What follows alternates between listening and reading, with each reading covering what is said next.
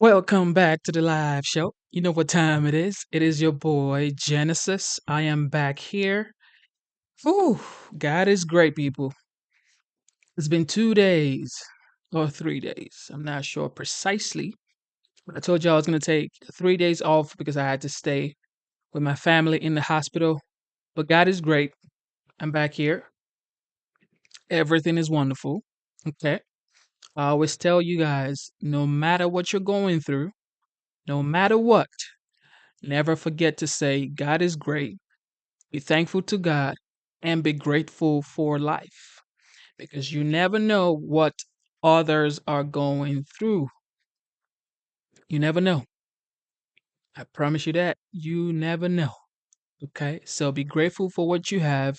Be grateful for your own family. Be grateful for your problems. Okay. Be grateful for your issues.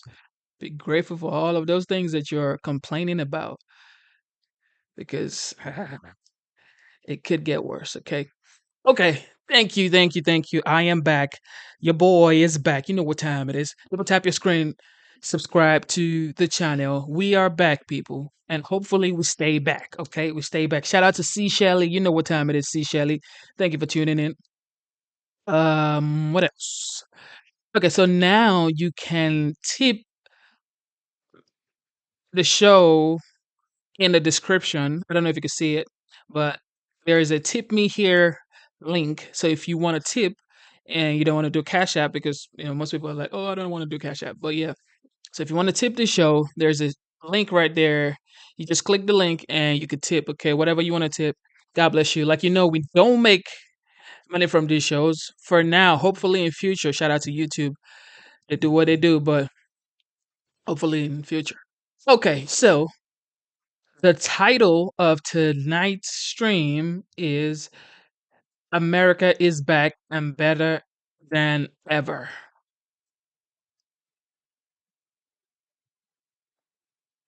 America is back and better than ever. Okay. Why do I say that? Because the 45th is now the 47th. Okay. And everybody's going wild. Everybody's going bunkers because it's like, what? How did this happen? Well, let me tell you how this happened. This happened because people were not happy with the economy. People were not happy with the border. People were not happy with the foreign policies. Okay. That's why. And that's how it happened. So stop asking questions like, why did this happen? It happened because of these things that I just mentioned. Okay. People felt like they were better off from 2017 to 2021. I was. Say that much. But yeah. So AOC, like Trump would say, AOC plus three. She asked some supporters why some of them voted for Trump. And of course, Kamala. Let's hear what they have to say. Something really interesting, guys. Kevin, let me start with you. So, Congresswoman Alexandria Ocasio-Cortez, very progressive New Yorker, she went on Instagram to ask people, looking at the polls and realizing, like, hey, there are hundreds, if not thousands, of people that voted for me in my district and also voted for Donald Trump. Why? But like she asked in a nice way to explain, and some of the response, she's posting the responses, some of them. Quote, it's real simple. Trump and you care for the working class. Quote, I feel that you are both outsiders compared to the rest of D.C. and less establishment. Quote, I support you and did this. Felt like I didn't have much of a choice after Biden's administration. What do you think? Well, and some of those notes also struck a chord when it comes to authenticity, right? They talked about being authentic candidates for office. Listen, Donald Trump increased his share in that New York City district, AOC's district, by double digits. So you're seeing, and I think you're going to see a lot more of this analysis go on, especially in the states where you saw a high level of ticket splitting, whether it be Democratic senators holding their own in Wisconsin, electing obviously a Democratic governor in North Carolina, while losing the state to Donald Trump. You're going to see these Democrats, I think, now reassess what messaging kind of broke through and what Donald Trump was able to capture in terms of the energy on the ground. The ticket splitting so interesting, I think. Yeah, I thought it was interesting. I talked to Jamal Bowman the other day, outgoing member, also up there in the Bronx, and he said the same thing. He said, a lot of people who went for Donald Trump actually voted for me in the primary. Isn't that interesting that the campaign didn't use me on the stump? Sure. Kind of taking shots. But I think he attributed it to him being just more relatable than than his opponent. And I thought that was also an interesting dynamic when you see, a lot of Latino voters changing their vote recently, going from Democrats to Republicans.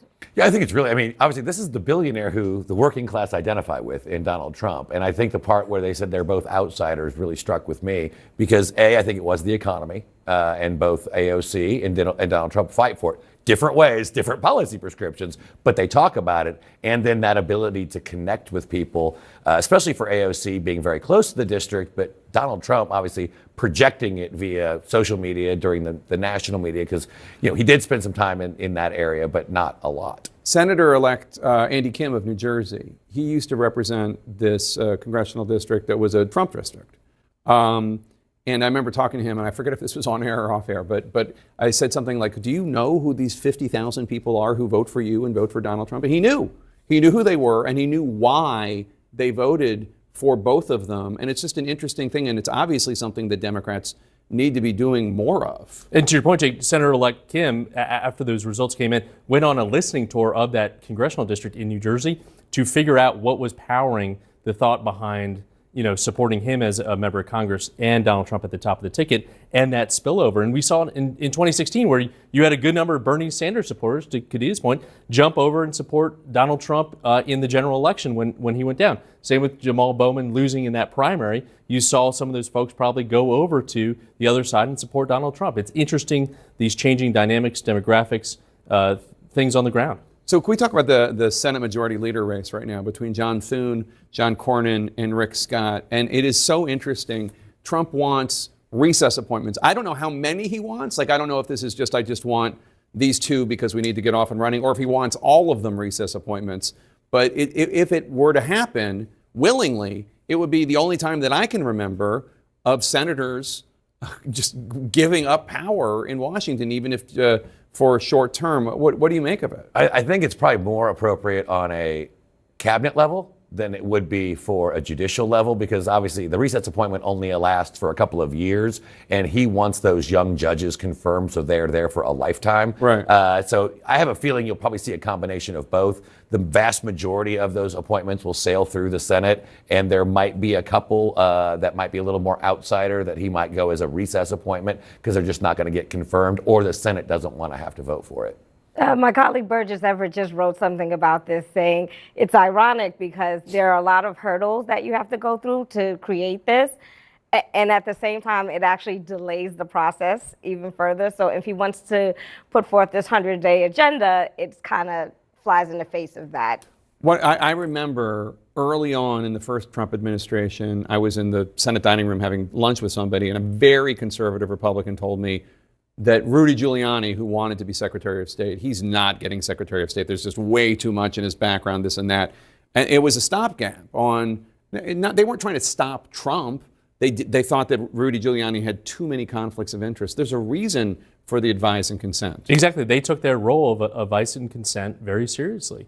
And what are these individuals that can't get in a 53 GOP Senate? This is the largest Senate leadership gap that we've seen in a long time. Who are these individuals that he thinks can't clear 50, 51, 52, 53 votes and lead a cabinet department? That, I think, speaks volumes. But as you rightly said, within an hour, 2.5 hours, each of these three leading candidates have all acquiesced to what Donald Trump wants for the upper chamber. I saw on a different cable channel Kash Patel as CIA director. Have you seen that? I don't know if that's real or if that's being floated. But you're asking who can't get through a 53 Republican Kash Patel, Senate? certainly. Maybe Kash Patel. I don't know. Maybe he can. But that would certainly be an edgy pick, right? It'd be out there, yeah.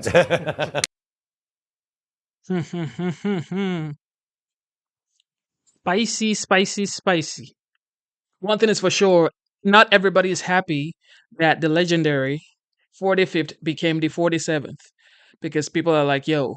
And if you notice the way they're speaking, it's like they're being skeptical because nobody wants to just jump in and say things you're not supposed to say, especially now because you don't know what's going to happen, especially with someone like the 47th, the president elect Donald Trump.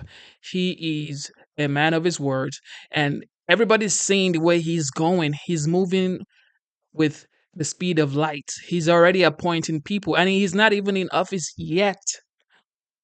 It's not January of 2025 yet. He's already picking people because he wants to get in there and keep on moving fast. He wants to do things fast because keep in mind, he has 2 years before the midterms.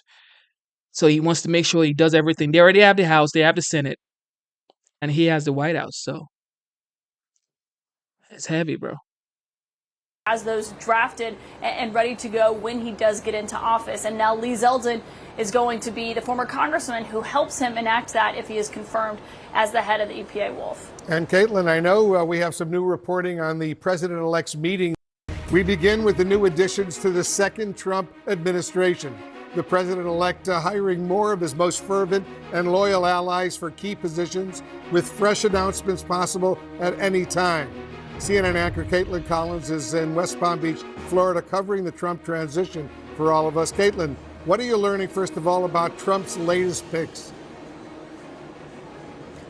Well, Wolf, it's been a very busy 72 hours or so here in Palm Beach. I expect that we could get more announcements potentially as soon as tonight or tomorrow as Donald Trump is making these choices, ones that to him he's been thinking about for some time. Certainly Elise Stefanik as the U.S. ambassador to the United Nations, for example, is one of those that he confirmed today and that she accepted that position. But other steps that he's taking here, Wolf, just fill out. Now, this is a big deal right here. It says expected to join Trump administration. Well, we already know Susie Wiles, which Trump announced on Truth Social that she will be the first woman White House chief of staff. And he also confirmed Tom Homan as his border czar. Now, the rest of these names up here, I am not 100% absolutely sure about it, but we know for a fact Susie Wiles, because he said that on Truth Social. He also said Tom Homan yesterday or so, early yesterday.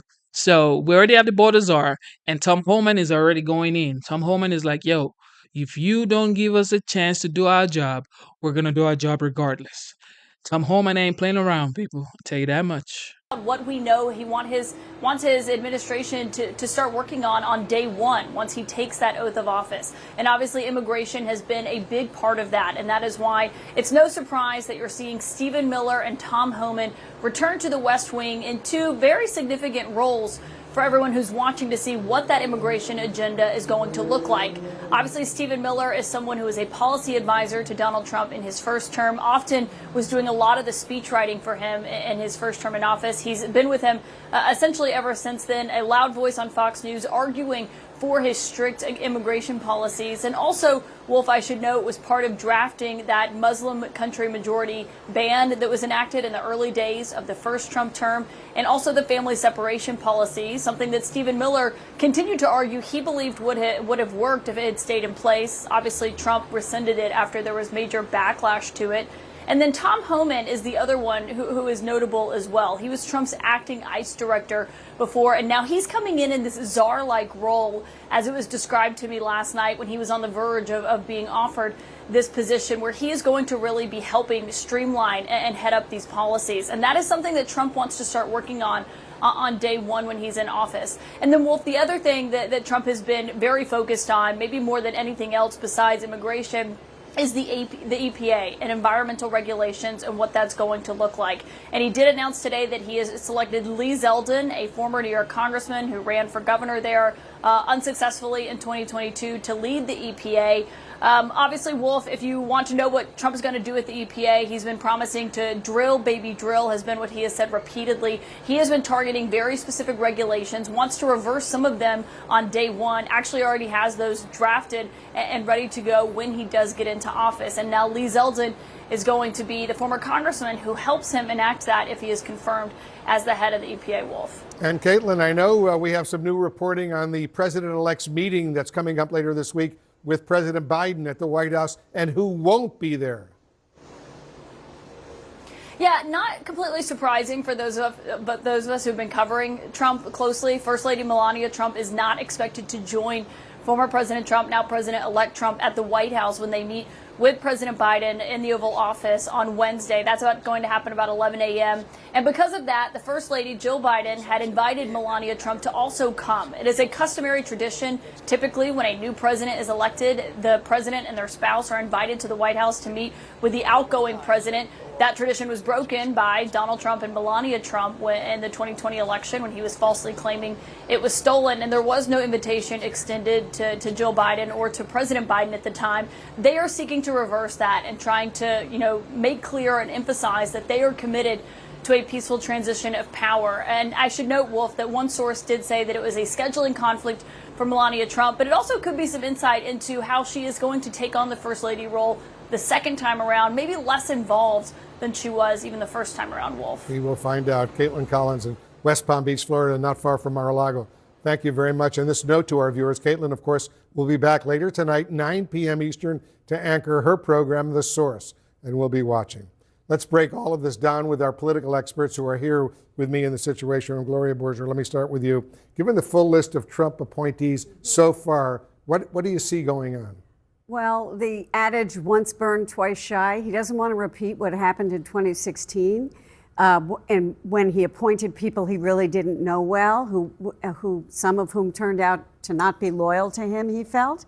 And now what he's doing is he's taking people he knows very well who have worked for him before, like Tom Homan and Stephen Miller, for example, and giving them the appointments that he wants to give them. He just wants loyalists, and he wants people who are proven loyalists, and that's what these people are. You know, it's interesting, Sir Michael, that Republicans touted Susie Wiles, the new incoming White House chief of staff, the first woman to be the White House chief of staff, as a measured choice. But the hardliners, as Gloria just said, like Stephen Miller and Tom Homan, they seem to be more in line with Trump's thinking. What do you think? Look, I'm not surprised. I mean, any president's going to want some level of comfort in the individuals that are part of their key advisory team. I still think Susie Wiles is going to play a very critical job in terms of making sure the machine is operationally running on time. I mean, you're going to need someone who's going to be able to move those puzzle pieces to make sure that the president-elect's agenda is effectively being issued in on behalf of the American people. I think she's going to do that. In terms of the other individuals, the American people voted for the. And that's true, because why would I appoint you into my administration and I don't really, really trust you like that?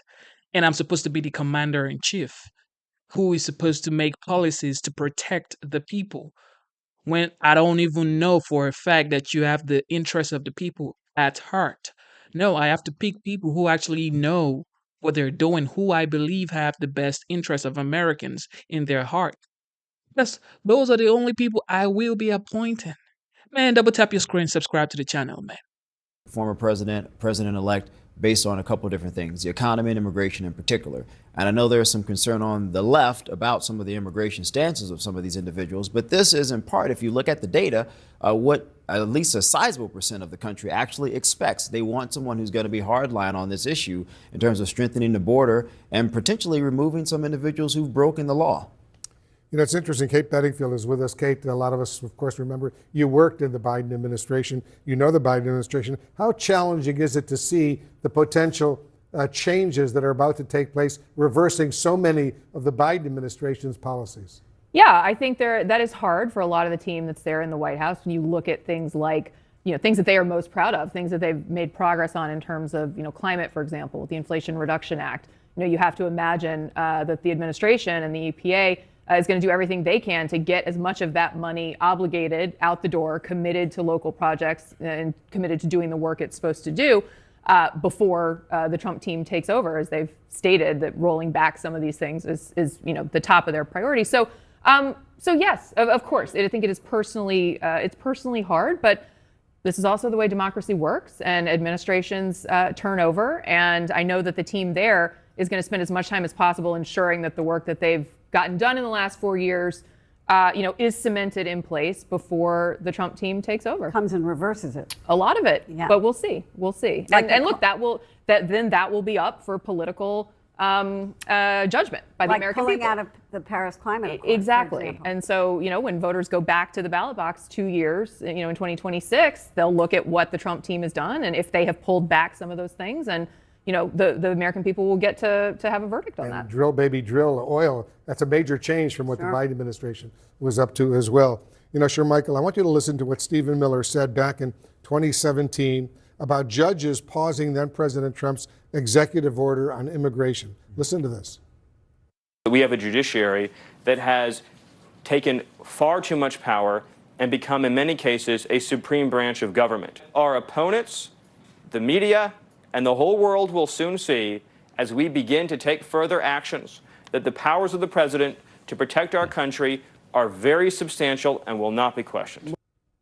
How concerned are you, sure, Michael, that Trump is surrounding himself specifically with Stephen Miller and others who say that the powers of the president should not be questioned? Yeah, I don't necessarily agree with that. I mean, a lot of these judges were appointed by the former president, confirmed by a Republican-led Senate. The judiciary is to serve as a check and a balance on the executive. I don't know too many conservatives who would actually disagree with that. So I would push back a little bit, move forward with your agenda. You have a mandate. And if the mandate goes too far in terms of our laws, then some judges, including conservative appointed judges, will say, well, wait a minute here. We cannot approve this because it does infringe upon certain legal codes. So as long as they operate with that mandate in mind, I'm okay with it. But when you start attempting to usurp that, I don't want an all-powerful executive, and I would be willing to guarantee most conservatives wouldn't want that either, Wolf. There's breaking news just coming into CNN on the Trump transition. For more on that, let's bring back CNN's Caitlin Collins. She's joining us from West Palm Beach down in Florida. Caitlin, tell us what you're learning. Yeah, Wolf, we've just learned that Donald Trump has selected his first of many national security roles to fill, something that will be obviously a closely watched portfolio of his second term. He has now selected Florida Republican Mike Waltz as his national security advisor. He's the first Green Beret to actually ever serve in Congress, and now he will be serving right in the West Wing with Donald Trump, obviously navigating some very difficult geopolitical conflicts, the war in Ukraine that has been going on, that Donald Trump has pledged to solve in one day. Obviously, big questions about what that's actually going to look like once he takes the oath, the war in Gaza that's been underway. All of these issues that the Biden White House is dealing with right now is soon going to be something that the Trump White House is inheriting, these global crises that they are facing. Of course, they are expected to handle them in very different ways, and so people will be watching this space very closely. I should note Congressman Waltz was seen down here in Palm Beach just a few days ago. He's been seen at the Mar-a-Lago Club once or twice. He is someone who was rumored to be in the running for some kind of national security job. Wolf, whether that was national security advisor or defense secretary, was one that was also floated to us in recent days. And so he's also been someone that you've seen and that people will be familiar with from television. He has been an ardent defender of Donald Trump's over the last several months, often out there defending him after the incident with the Trump campaign that happened at Arlington National Cemetery when they got blowback for filming campaign material there. Mike Waltz was out defending him on television. So, of course, that is something that Trump is always looking for in this portfolio. But, Wolf, one thing to keep in mind as we are announcing all of these new staff picks that Donald Trump is announcing, seemingly by the hour here in Palm Beach, is that all of these have been informed by what happened in his first term in office. He has tried to learn from that and said staffing was one of his biggest mistakes. So all of that is a factor in every single person whose name you're seeing be announced, including Mike Waltz, Wolf. Caitlin Collins reporting for us. Thank you very, very much. Tell us what you're hearing about the meetings happening down there as the second Trump administration starts to take shape.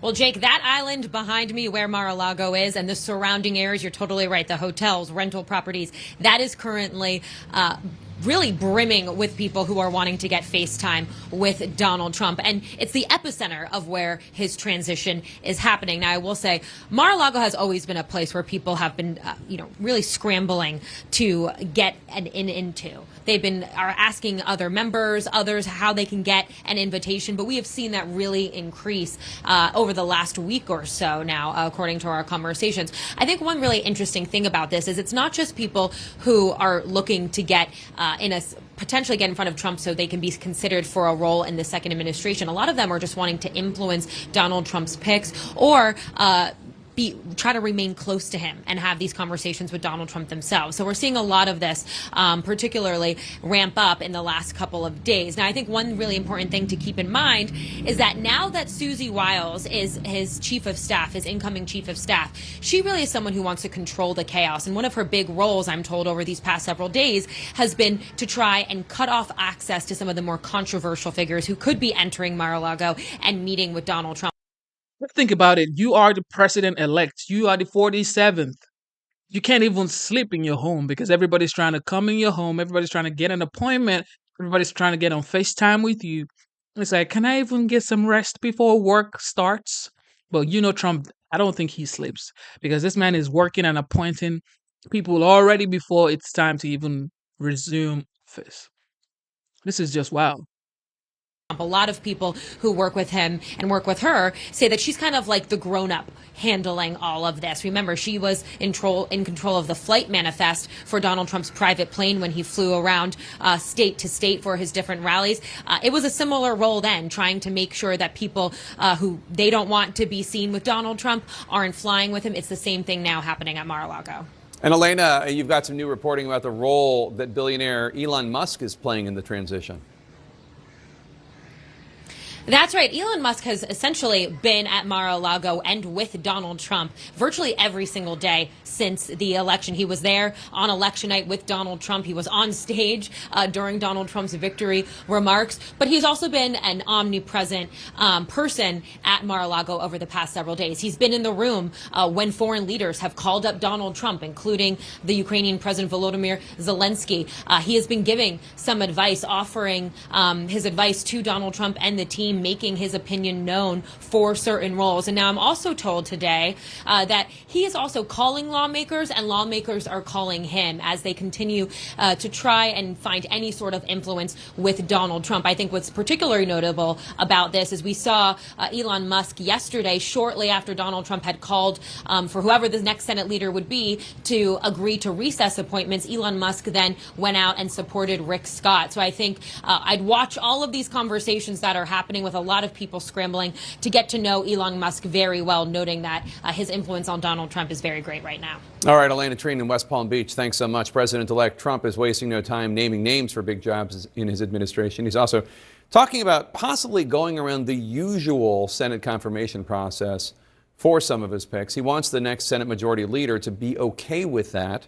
And given the speed with which some of the candidates tweeted that they agree, it might not be an issue. Trump writing on Truth Social, quote, "Any Republican senator seeking the coveted leadership position in the United States Senate must agree to recess appointments in the Senate, without which we will not be able to get people confirmed in a timely manner. We need positions filled immediately." CNN's Manu Raju. I'm sorry, that's what I do. That's what I do when it's all caps. I'm just trying to, for the people at home. CNN's Manu Raju is joining me now. Manu, this would be a seismic shift for the Senate to just willfully say, okay, we're going to go into recess. Go ahead and appoint whoever you want. Yeah, and Jake, this is typically something senators would not want to do, to defer power to the executive branch, to the White House. But this is very much Donald Trump's Republican Party and a Republican Senate in which the Republican leaders are hoping to either win his support or have him stay out of this critical majority leader contest come Wednesday. So they all quickly fell in line and said they are okay with this idea that essentially would short circuit the Senate confirmation process. Remember, typically the process is that the person gets nominated to the position, then there's a background check, then they meet with the committees of jurisdiction, then the committees have hearings, and there are votes in the committees, then there's a vote in the full Senate. A typical advise and consent process could take up to about a few months. And on top of that, Donald Trump has up to 53 senators in the United States Senate. Right now, 52, likely to get 53. We'll see how Pennsylvania turns out. That means he could lose up to 4 Republican votes, at most 4 Republican votes, in order to get his nominees confirmed. But Donald Trump says, forget about all of that. Let's just go ahead and have the Senate go into extended recesses so I can install my nominees directly. Now, this has been the past about 17 years or so since Harry Reid was the majority leader and denied George W. Bush his nominees. Majority leaders have tried to deny the recess appointments by taking procedural moves. He's asking the next majority leader to not do that anymore. And as you heard from both John Thune, John Cornyn, and also Rick Scott, the 3 leaders, people vying for that position, they're saying, okay, President Trump, we'll do what you say. Yeah, I have to say, in Washington, D.C., people usually don't willingly give up power, but I guess it's kind of par for the course in Trump's Washington these days. What about Senate leadership? I mean, Elon Musk and others specifically endorsing Florida Senator Rick Scott, as Elena just referred to. Just weeks ago, it seemed like Scott was a long shot. We haven't heard any word from Trump yet on Scott for this time that he's running for majority leader. I think he endorsed him when he ran against Mitch McConnell, but he got clobbered. How is this going to play out? Yeah, look, Scott is still very much a long shot, Jake, even though the MAGA influencers, the Elon Musks of the world, have come out in support of Rick Scott. This is very much an inside game, one that is built on relationships, on fundraising, on promises that are made for committee assignments and the like, which means that senators vote often on their own self-interest. And on top of that, there's a secret ballot leadership election, meaning that Donald Trump may say one thing, or maybe perhaps some of these people close to Donald Trump may say support Rick Scott, but these members don't have to make their votes known publicly. They can just do it privately, vote however they want. And this is why Senate insiders really believe that Rick Scott really has a very, he's the underdog of underdogs right now. And it's really John Cornyn and John Thunes to lose. They are probably, it's unclear who is a favorite between the two of them, but Wednesday we will know who holds this critical position in Washington, Jake. All right, Manu Raju, thanks so much. Tonight, President-elect Trump's choice of Representative Elise Stefanik to be the U.S. ambassador to the United Nations marks the second woman so far that he's tapping. Just to kind of like pivot away from what we're talking about right now. How did Kari Lake lose Arizona Senate bid? How did Kari Lake lose? Kari Lake lost the Senate race in Arizona? Man, somebody tell me how she lost in the chat, man, because I don't know. For his new administration. Our Brian Todd is taking a closer look at the Trump record on hiring women for top jobs. Brian, what can we expect based on what we saw during his first term? Wolf, if the past is any indication, then some of Donald Trump's closest and most trusted advisors we can expect in his second term will be women. And there's a decent chance that those women will be able to last longer in those roles than some of the more prominent men in the administration. Susie, come here. Donald Trump has already picked 2 women for prominent roles in his administration. Susie Wiles, Trump's co-campaign manager for 2024 and a 40-year veteran of Republican politics, will be the first woman ever to serve as White House chief of staff. And Republican Congresswoman Elise Stefanik, a vocal supporter of the president-elect, has been tapped to serve as U.S. ambassador to the United Nations, a position that will need Senate approval. Trump has characterized both women as, quote, tough and smart. Donald Trump has always listened carefully to the female voices around him. If you think back to the first Trump White House, his female advisors were some of the longest lasting officials in his White House. Longer lasting than many of the men in the first Trump administration. Trump went through 4 chiefs of staff in his first term. The first of those, Reince Priebus, lasted only 6 months. General Michael Flynn had the shortest tenure ever for a national security advisor, 24 days. Communications Director Anthony Scaramucci lasted 10 days. Conversely, senior Trump White House advisors Kellyanne Conway and Hope Hicks and Press Secretary Sarah Huckabee Sanders lasted much longer, left on their own terms, and left on good terms with Trump. I think they all had their own style of communicating with Donald Trump, whether it was Hope Hicks behind the scenes or Kellyanne Conway. And they were known for being able to deliver messages to him that maybe some of the men around him couldn't. Another analyst who covered the Trump White House, Annie Carney of the New York Times, told NPR Trump didn't see those women as direct competition with him, as he saw people like political strategist Steve Bannon. These women who survived there kind of play along with him. There's no evidence that they challenged him or wanted to be seen as kind of the main player. They were oftentimes obsequious to him. And Trump critics say there's hypocrisy at play, that while Trump elevates and trusts some women, he denigrates others, such as women who served under him and then either left under less than ideal terms or challenged him, like Omarosa Manigault Newman, who was fired from the first Trump White House. This is what Trump called her after she published a book criticizing him. Lowlife. She's a lowlife. Or Nikki Haley, ambassador to the UN in Trump's first term, a loyalist until she ran against him in this year's Republican primaries. Bird brain, you know who bird brain is, right, Nikki? Trump is somebody who really values loyalty above anything else, and saw Nikki Haley as turning against him, even though in the end she offered to campaign for him. Meredith McGraw of Politico says in the second Trump term, the formula for survival for the women in top positions, like the men, will be to pick their battles wisely and to not overshadow the boss. Susie Wiles, Trump's new White House chief of staff, is widely seen as someone who does have that capability. Wolf? Yep, good point, Brian Todd. Thank you very much. Priscilla, specifically, what does Trump naming Tom Homan border czar say about plans for mass deportation? Well, this was widely expected. Tom Homan has been a supporter of Donald Trump over the last several years. It tells us two things, though. One, as you heard from Elena, the power center on immigration policy is going to be the White House. Number two, it's that they're taking this very seriously. That might sound obvious, but Tom Homan is a veteran immigration official. We talk about his time during the Trump administration, but he served at ICE during the Obama administration. In fact, he presided over the time where Obama did deport a record number of undocumented immigrants, and the former president at the time had granted him the highest civil award. So he has a lot of experience when it comes to immigration, and specifically immigration detention and removals. Now, he was also behind family separation. He is an architect of that. He certainly does take a more hardline view on immigration policy, but when he has described how he envisions this going, he says that he wants to target criminals, specifically public safety and national security threats. Now, we don't know what the definition is of those beyond what may seem obvious, but in addition to that, he also wants to resume worksite enforcement raids. That was something that President Biden discontinued in 2021. Now, when we've covered these types of enforcement measures before, you may go for one person, but you may come across others who are undocumented, and they can sometimes be collateral to these types of enforcement measures. It's also a way that you rack up the numbers when it comes to immigration detention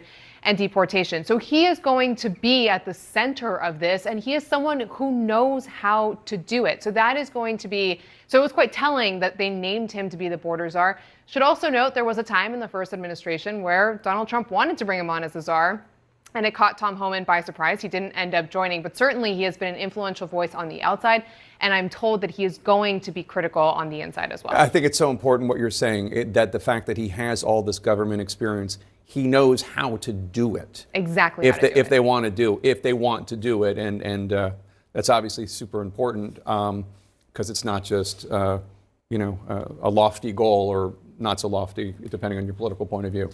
Priscilla Alvarez, thanks so much. Appreciate it. Joining us now from West Palm Beach, Florida, former acting Homeland Security Secretary under Trump, Chad Wolf. Mr. Wolf, thanks so much for joining us. What do you think of Trump's decision to name Tom Homan border czar? Yeah, I think it's an excellent choice. Look, Tom, as you indicated, is a serious person. He's got decades of government experience, both at Customs and Border Protection, but also at ICE, Immigration and Customs Enforcement. He knows the border. He knows interior enforcement. He knows how to get the job done. And so what you have with the president's selection is just a professional that's ready to roll up his sleeves and go to work and solve a very difficult issue that the president obviously campaigned on and believes in. And I think with Tom there and with others around him, I think they're going to get the job done. Well, define the job. Obviously, I think nobody who's rational would disagree with the idea that violent gang members or criminals who have committed violent acts should get them out of the country. That's fine. I don't think that's a difficult political decision. it's the next rung, right? And the rung after that and the rung after that. Are we really talking realistically about, I don't even know how many undocumented immigrants there are in this country, but let's say it's 20 million. Are we really talking about all 20 million being deported? Well, Jake, it may not be maybe a tough political position, but as you indicated, there's criminals here today that are not being removed. So I know I've heard Tom and certainly the president talk about removing these public safety and national security threats from American communities. Look, just under the Biden-Harris administration, convicted criminal aliens, 74% less deportations than what we saw under the first Trump administration. I think it's important not to just gloss over the fact that you want to remove dangerous people from American communities. It's just not happening now. The Biden team will say that that's their priority, but the numbers don't lie. They're just not removing folks in the manner in which they should. So I think if they were to ask, that should definitely continue to be the priority. But this idea that you're going to exempt whole classes of individuals from the law, I don't think that should be the case either. And of course, we've seen that as well. Yeah, I'm not trying to gloss over it. I'm just saying I think probably you'd get like 99% polling on should violent criminals who aren't citizens be deported. But what happens after that? What about the idea that a large percentage, I've seen as many as 5% of the workforce, at least according to Pew, is undocumented? Without saying I'm advocating for them to be exempt, what happens to the economy if 5% of the workforce is deported? Again, you got to prioritize the removals. And I know Tom, and again, the president has said doing that, making sure that you're removing the worst of the worst. But this idea that you've got to turn your head and just exempt people from the law or from consequences of the law, deportation or the like, because they have a job here in the United States. We certainly need to take a look at that, but there are other ways and other mechanisms and certainly other visas that allow individuals to come in and to contribute to the U.S. economy. And if the Congress wants to do more, wants to allow more of those visas, that's certainly a debate that they should have. But to simply say that we're going to turn our head and just ignore the fact that the law is being broken, I don't think that that's the right approach. Are Trump transition team members or others talking to Republican lawmakers to figure out how Trump will fund this mass deportation plan? Well, I'll let the transition team speak for itself. I guess that they are. I would suspect that they are. I think that's really important because it's not only just a change in policy, which obviously the president can do, but obviously there's going to be some resources required to make sure that those policies are implemented in a way that's smart. Absolutely. I mean, as a legal immigrant who is now an American citizen, I would say your first act in America should not be coming in here illegally. But, people are going through a lot of stuff. I get it, I get it. Okay. However, it's like, if you're coming here illegally, bro, I don't know. And whatever happens to you because you came in here illegally in the first place. Okay. So them saying, well, illegal immigrants have jobs and they're, paying or adding to the economy. But the word in front is illegal. So it's like illegal. How can that actually add some sort of, you know, advantage to the country? But the OG has spoken, man, and I voted for him. So Smart, and that's consistent and that's sustainable over the long term. What about the impact? Again, I'm not arguing in favor or pro or con against any of this, but what about, say, there is an undocumented gentleman and he's married to an American citizen and they have children. Does he get deported? What if both parents are undocumented, but the kid was born in this country? Do they, all three of them, get deported? Is somebody gaming out all of these different permutations of the various status of these people? Well, Jake, I'm not going to get into hypotheticals because the background of all those individuals you just said really, really matter. How did they come here? Have they tried to adjust status? A variety of different things put in play different decisions that are going to be made. But again, you go back to that prioritization of making sure that you're removing the worst of the worst first. Final orders of removal. There's almost 1.5 million individuals here that have gotten a final order of removal from an immigration judge but have not left the country.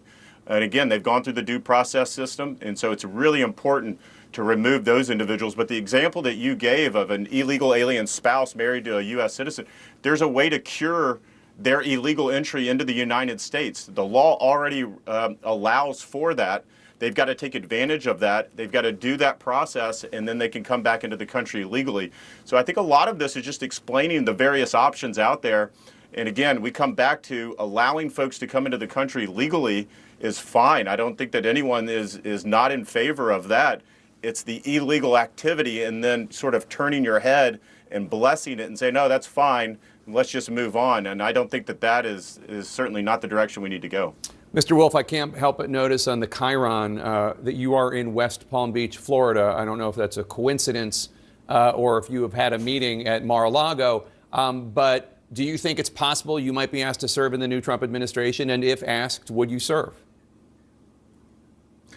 Well, it is a coincidence. But again, as I've said, it's an honor to be asked to serve your country, particularly by President Trump. I served him for 4 years. He's a reformer. He's a disruptor. I think that's what America needs, particularly along that border, and would be happy to serve again if asked. Former Secretary Chad Wolf, thank you so much, sir. Enjoy your vacation. Definitely, Trump's cabinet peak is like making the laborers go wild. It's like, why are you picking these people? Especially Tom the border czar. This man is making everybody go wild because it's like, are you gonna just deport everybody? But the case is, even Latinos, Hispanics, African Americans voted for Trump in droves. So immigrants voted for Trump in droves. But they just want a better America, okay? And that's why the title is America is Back. America is back and better than ever, okay? Let's see what the Five has to say concerning the cabinet pick.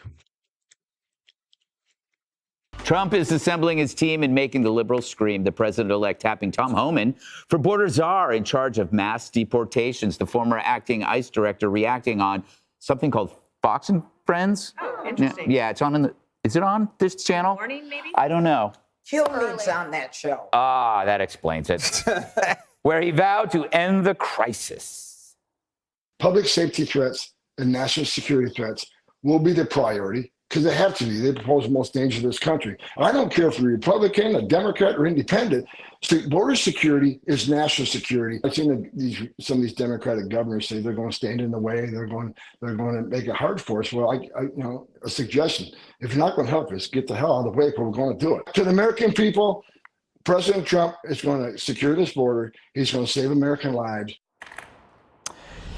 Judge, you got to hand it to him. He does look like the Wall. I think he means business. You know what I mean? This is not somebody who's trying to win a popularity contest. No, in fact, he said he doesn't give a damn, if you'll excuse my English, what anybody thinks of him. He's got a job to do. He's going to do it. He was in the first Trump administration. He has been a stalwart supporter of the president during the last 4 years. Look, the president has a mandate. Popular vote, the Electoral College. The American people want this. And right now, they're estimating that there are 20 million illegals in this country. And when you try to assess who's going to be deported, Homan said the bottom line is if you come into this country illegally, you're not off the table. So I say to myself, I suspect they're going to start with the criminals. All right. The first, it's the felons, the violent felons, and then it's the criminals. And then it's going to be, what about those people who had appointments for asylum and then never went to court? They should be deported immediately as well. So they're going to try to revive the Remain in Mexico. They're going to try to get these individuals to stay in a third country. And all of these governors, they can resist all they want. But 75 million Americans want this done. And what I think is interesting, Greg, is that they said that Homan was also in charge of all maritime and aviation security, which tells me that it's not just the people at the border, it's the bringing in of drugs, I imagine, and other things in terms of air and water. So, the Dems fear-mongering, as they will definitely do, they're not going to have any credibility because they don't really have an audience anymore. This is what the American people want. Jess, I always use the Larry Kudlow hot tub rule with immigration. Last one in is the first one out. This is about people that cut the line. Now they go to the back of the line. And it's not that complicated. Barack Obama deported 5.2 million illegal aliens, Jessica. The deporter in chief. I call him that. I wanted to win on that, but that didn't work out. So I think on day one, when he's a dictator for the first day, he's going to just tell all the illegals, you can either leave the country now or we can make you leave the country later. And that's not that controversial. And he's going to start with, I believe, a lot of the Venezuelans, the Haitians, and the Afghans. Start with the criminals, as Judge Jeanine said. And also there's 1.3 million migrants that have already been ordered to be deported but have not left. So we're going to start with them next, and then we'll get to Jessica. The military, you don't even know if I'm joking. The military... Send me back downtown? The military is going to play a key role because they have the basing, they have the aircraft, and they have the vehicles. So that's has to be done. And you're going to have to, as you also said, begin negotiations with Mexico to get Remain in Mexico back. And you have a lot of leverage because USMCA is up for renegotiation. We do $800 billion of trade with Mexico. There's a lot of pressure points there, plus his threats to go after the cartels. Again, a lot of pressure there. There's a woman who's in charge of Mexico now. She's apparently a left-wing radical. We have no idea how she's going to act with Trump, so we're about to find out. But they've really depressed wages, and they've sent rent and housing costs through the roof, not to mention hotels. You can't even get a hotel in Manhattan anymore. It's because all these illegals are sleeping here. So if the Dems resist this, it's, again, they're going to have to be resisting the will of the people, which is what got them in trouble in the first place. Excellent point, Jessica, let's widen the scope to the appointments in general. Let's look at something like Secretary of State. I'm not putting any names out there, although I'm free. But, what is the point of entertaining like senators when you have all these interesting people on the outside that should be brought in? Well, it depends on anyone's background. There are people on the outside who have pertinent experience, and there are people on the inside who do as well. You obviously have to think about keeping seats if there's any danger that someone's from a swing state. But it seems like from the smaller list that Trump is considering both. I know that Rick Grinnell is on there, and that Rick has served previously as the ambassador to Germany and did that well. Sure. I do want to say something, though, about Tom Homan. So for everyone who said Trump doesn't know what Project 2025 is, he just put a key contributor in charge of this. And Tom Homan was interviewed on 60 Minutes, and he was asked, is there a way to carry out mass deportation without separating families? And he said, of course there is. Families can be deported together. He also said that it didn't mean if someone was coming to be, quote unquote, rounded up and grandma was in the house and she's undocumented, that it didn't necessarily mean that grandma wouldn't be taken to. And you can say Donald Trump has a mandate till you're blue in the face. Taking grandma is not what people were voting for. They were voting for criminals to be kicked out of this country. Abuela is the Spanish word. Yeah. That's right. Really, I'm not trying to Jessica? appropriate it. Really, Jessica? That is just so offensive, Jessica. not knowing the name. Dana, what are your thoughts on where they move forward? What do you think of the choices? We heard about Lee Zeldin, our friend I think Lee Zeldin's an excellent choice for EPA because he knows what it's like for example, in New York, they have these crazy net zero rules, and they're making farmers and ranchers comply with them when the state doesn't have to. So I think he has a great, if he gets confirmed, and I expect that he will, would be good. But I would say this. So there's about 8 weeks left, and maybe not that much for congressional action. The Democrats want to try to get as many circuit judges confirmed as possible in the next 8 weeks. One of the ways that they can do that is if the senators on the Republican side don't show up for the votes, so they don't have the numbers. And what Senator McConnell asked for today, and President-elect Trump backed him up, or vice versa, they both said Republicans need to show up for these votes because if not, how important is the appellate court, right, Judge? So there's circuit court nominations, And they've basically said everyone has to get to work so that they can not let the Democrats run the table on that. Did you see what happened in California, the gas tax? No. No. Gas tax, no. Yeah, my sister called me today. God, I hope it was my sister. 85 cents a gallon? They passed Just to fill up? Yeah. A tax? A gallon. No, per gallon. I don't know. I could. The truth is, Trump is trying to get enough done before the midterms because he truly only has 2 years. If he doesn't get things done fast, in 2 years, the Republicans may not have the Senate or the House. So he's trying to get things done ASAP. And they should actually support him for this first 2 years so he can have something to run on, or people running for midterms, because he's going to have to support them.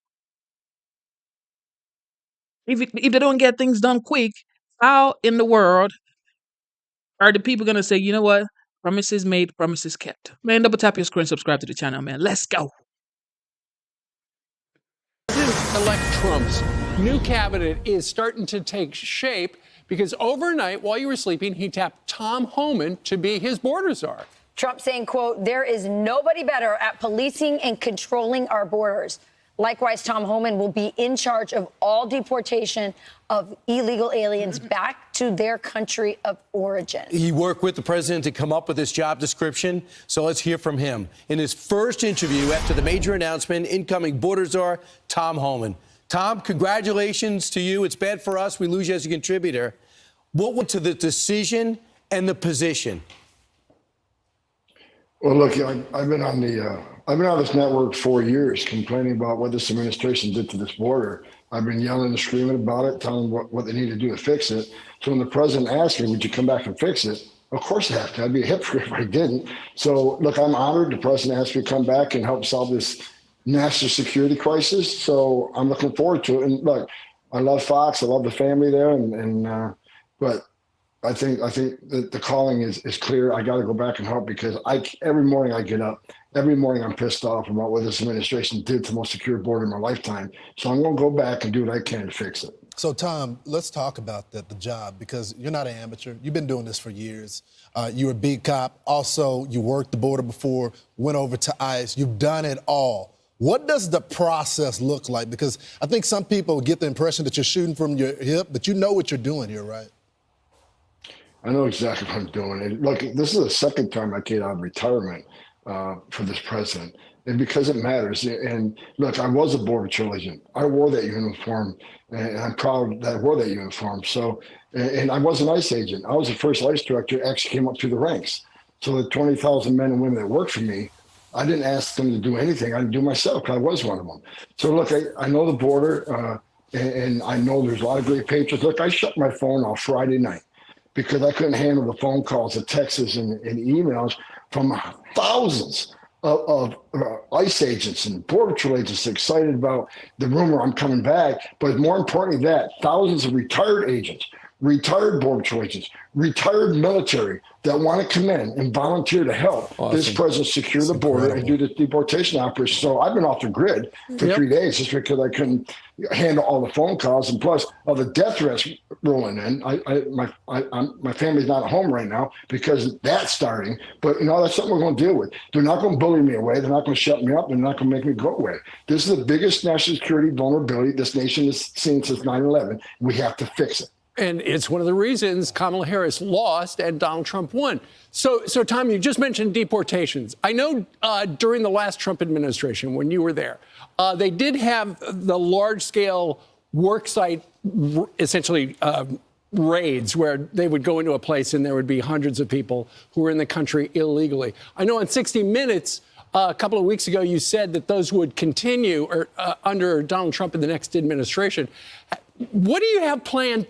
Well, I know you don't want to give away the whole game book, but you do have deportations, mass workplace stuff planned, any other kind of category of deportations of interest? Look, as the president said on stage many times, which I agree with 100%, it's going to be the same it was during his first administration, which is just a hell of a lot more of them because 10 million people have entered this country illegally under the Biden administration, or they actually let into this country, even though it's violation of federal law, what they've been doing, the abuse of the parole authority. But look, I've been clear, President Trump's been clear.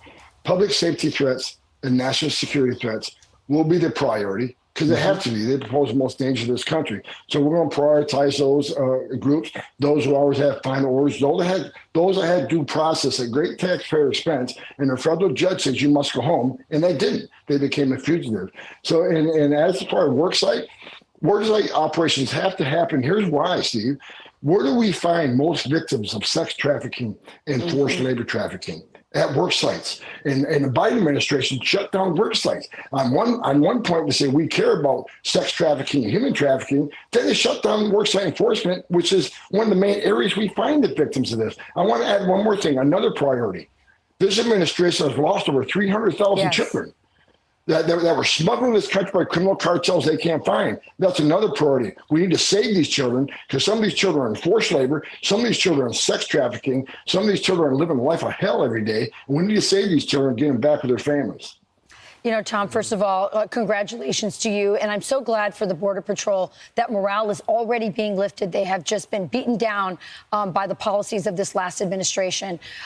I'm really encouraged by what you're saying, because I think the toughest part of your job isn't the deportation. It's dealing with the propaganda from the other side saying that what you're doing is not compassionate, that it's not humanitarian. And what do you plan to do? I'm glad you mentioned the 300,000 children that are missing. But how are you going to deal with those kinds of attacks, even though you know that this open border has led to sex trafficking of children and an exponential increase of child labor, illegal child labor? Frankly, I don't care what people think about me, especially on the left. Again, when you have a historic crisis, a crisis this big, here's what they need to know. When you have a crisis this big that overwhelms the Border Patrol, where the majority of Border Patrol are no longer on patrol, they're making sandwiches, they're changing diapers, they're making baby formula, they're making hospital runs, they're making airport runs.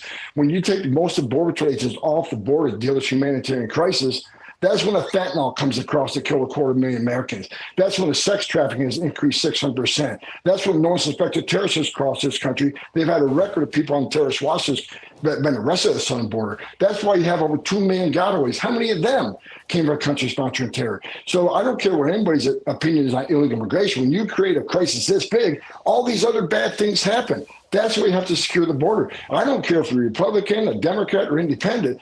Border security is national security. We should all be on the same side of that. I've been saying this for the last couple of years. And the director of the FBI actually agrees with me. I don't respect him greatly, but he agrees with me. The southwest border is the biggest national security vulnerability this nation's ever seen. He sees more red flags now than ever before. We have to secure the border. And as far as the people want to push back on deporting these people, what is the option? You have a right to claim asylum. You have a right to see a judge, and we make that happen. But at the end of that due process, if the judge says you must go home, then we have to take them home. And because if we're not, what the hell are we doing? If the judge's order doesn't mean anything, then shut down the immigration court, take the Border Patrol off the border, so there's no consequences violating the laws of this country. We'll give you a fair shake. You get a chance to claim asylum, but due process doesn't mean squat if the final decision of the court isn't carried out. What is the option? Let them all stay? Because if that's the option you want, you're never going to fix the southern border, because you send a message to the whole world. Come to the United States, enter the country legally, which is a crime. Don't show up in court, or show up in court, get an order removal, but you still get to stay. That doesn't work. Tom, I guess you got to build a wall. And you got to stop sanctuary cities. Both times the Democrats stopped every time you went forward, they gum you up in court. You don't have to give it away, but is there a plan if sanctuary cities, these city councils don't allow the sanctuary cities to go away? Is there a plan B you have? Well, I think, look, it'd be great to have local law enforcement assist ICE, because, one thing we learned during 9/11 report was we shouldn't have stovepipes. Law enforcement should work with law enforcement. But, there's two things. Number one, under President Trump, he was suing the sanctuary cities, DOJ suing the sanctuary cities, pulling federal funds. Of course, day one, when Joe Biden came in office, he stopped that lawsuit. So that has to be put back in place. And look, I've seen some of these Democratic governors say they're going to stand in the way. They're going to make it hard for us. Well, a suggestion: if you're not going to help us, get the hell out of the way, but we're going to do it. So if we can't get assistance from New York City, and we may have to double the number of agents we send to New York City, because we're going to do the job. We're going to do the job without you or with you. But it's much easier to arrest a bad guy. Like I just said, we're concentrating on public safety threats of human and national security threats. Right. It's much easier to arrest a bad guy in the jail. Give us access to Rikers Island that we've been kicked out of. Let us get the bad guy in the jail. It's safer for the alien. It's safer for the officer. It's safer for the community. But if you're going to release these bad guys, out in the community, then we're going to have to go find them, which puts the officer at risk, puts the community at risk, and puts, and bottom line is, sanctuary cities are sanctuaries for criminals. And the left keeps saying, well, we want victims and witnesses of a crime to feel safe, come to the police department knowing we don't work for life. Let me make one thing clear. That's just a stone cold lie. Victims and witnesses of a crime does not want the bad guy back in their neighborhood. That's true. Yeah. Certainly. And most the illegal immigrant community, they broke the law being there. They shouldn't be. However, after being there, they're God-fearing family people. I get it. Do they want a sexual predator in their neighborhood? Do they want someone convicted of DUI 10 times in their neighborhood? Let us protect not only the American communities, let us protect the immigrant community. Who's a victim of MS-13 crime? Yeah. The immigrant community. Yeah. So, if sanctuary cities don't want to help us, to get the hell out of the way, because we're coming. Tom, there's no one better for the job. Congratulations on the job well done. This is something the former president campaigned on. Thanks, Tom. Hey, Tom, the last person who was border czar, she didn't want to be called border czar. You're proud of it, right? Yeah. You know what? I'm going to look like a genius, because when you follow failure, you can't help but succeed, right? Yeah. Look, to the American people, President Trump is going to secure this border. He's going to save American lives. He's going to, by securing the border, we're going to drop illegal alien crime, which is skyrocketing. Yep. Well, less people are going to die from fentanyl. Less children are going to be sex trafficked. Less women will be sex assaulted on the southern border. The criminal cartels will be put out of business by this president. Go get him, Tom Homan. Appreciate it. There are people. Man, this man ain't playing around. You better go run up to USCIS or Homeland. Just make sure you do what you have to do. Make sure you get your papers. Make sure you get your document. Make sure you become trustworthy, okay? Because this man is not going to be playing around, okay? That's all I can say. Okay? Do what you have to do. And another thing is to immigrants, okay? This is just something that worked for me. You have to understand that even if I came here legally, some people came here illegally. That's what they're talking about. If you came here illegally, you already messed up in the first place. Okay. But even if you came here legally, okay, make sure you do what you have to do. Make sure you follow the due process. Make sure you follow the law and work your way to becoming a citizen. Can you please make that a priority? Okay. Okay, so what is happening with Kamala Harris campaign funding? What's going on? Did you guys hear about it? Did you hear about the funding with the campaign and saying they are actually in debt? What is going on right here? Now, Democrats, as you know, still in disbelief over this loss to Donald Trump. And they're out in force, pointing fingers at just about everyone and everything. The truth is, this is just an epic disaster. This is a $1 billion disaster. Actually, it was $1.018 billion, I think, right? There were $20 million or $18 million in debt. Right. It's incredible. And I raised millions of that.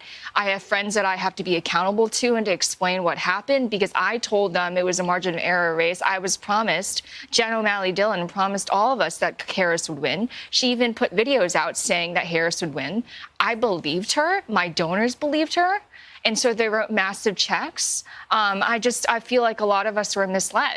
Okay, Kelly McEnany, first reaction on a Monday morning. Hello to you. Hello. There's a lot of that over the weekend. Yes. A lot. It was hard to keep up with. There was a Kamala staffer who told the Washington Post, Biden is reasons 1, 2, and 3 that we lost. Then there was a Biden staffer that told Axios they spent more than $1 billion. What the bleep? And then comes in Nancy Pelosi, who says Biden paved the way for Kamala and there wasn't this open primary. Here's what they all missed. The truth is this. Donald Trump won the popular vote by more than any Republican presidential candidate ever. He won every swing state. Every state trended right except Utah and the jurisdiction of Washington, D.C. Double-digit gains in New Jersey and New York and California. No one would have beat him absent a fundamental change in Democrat policy, not messaging, policy. I want to listen to Fareed Zakaria because I think in some ways I'm like, well, why didn't you say this before? Right? But he's saying it now. So let's listen here. The first big error was the Biden administration's blindness to the collapse of the immigration system and the chaos at the border. Instead of shutting it down, liberals branded anyone protesting as heartless and racist. They missed a massive shift in American public opinion in just a few years. The second error was an overzealous misuse of law to punish Trump. The host of them, piled on in rapid succession, gave the impression that the legal system was being weaponized to get Trump. So hindsight's a little bit 2020, but especially on the border, like we were the only ones that had reporters are covering this amazing story that was very visual for anybody who wanted to go and see it. For sure. How many times have we talked about Laken Riley and Rachel Morin and Jocelyn Ngari, little girls, moms of 5 who lost their life? Look, we covered it, and I remember left-wing outlets saying, hey, how dare they cover it? You know, this is fear-mongering. It is not fear-mongering. It is something that deeply worried American moms, American daughters in this country. That's before we get to the cost, the debit cards in New York. And isn't it interesting, just in the 6 days since the election, New York winds down the debit card program, the caravan unwinds coming to our southern border. There's already change, and it's only been 6 days in Trump's So at the end of last week, Gavin Newsom was already convening the state lawmakers to come to Sacramento in early December. Here are a few other blue state governors, New York, Illinois, so blue, talking about how, in my view, they will become the resistance, at least early on. I'll ask you about that. Watch. If you try to harm New Yorkers or roll back their rights, I will fight you every step of the way. Every tool in the toolbox has got to be used to protect our citizens, to protect our residents, and protect our states. You come for my people, you come through me. Here's the issue, and Tom Homan's got his work cut out for him because there's going to be deportations. And if you get a kid who's crying or a mom who's crying, that's going to be all over the media.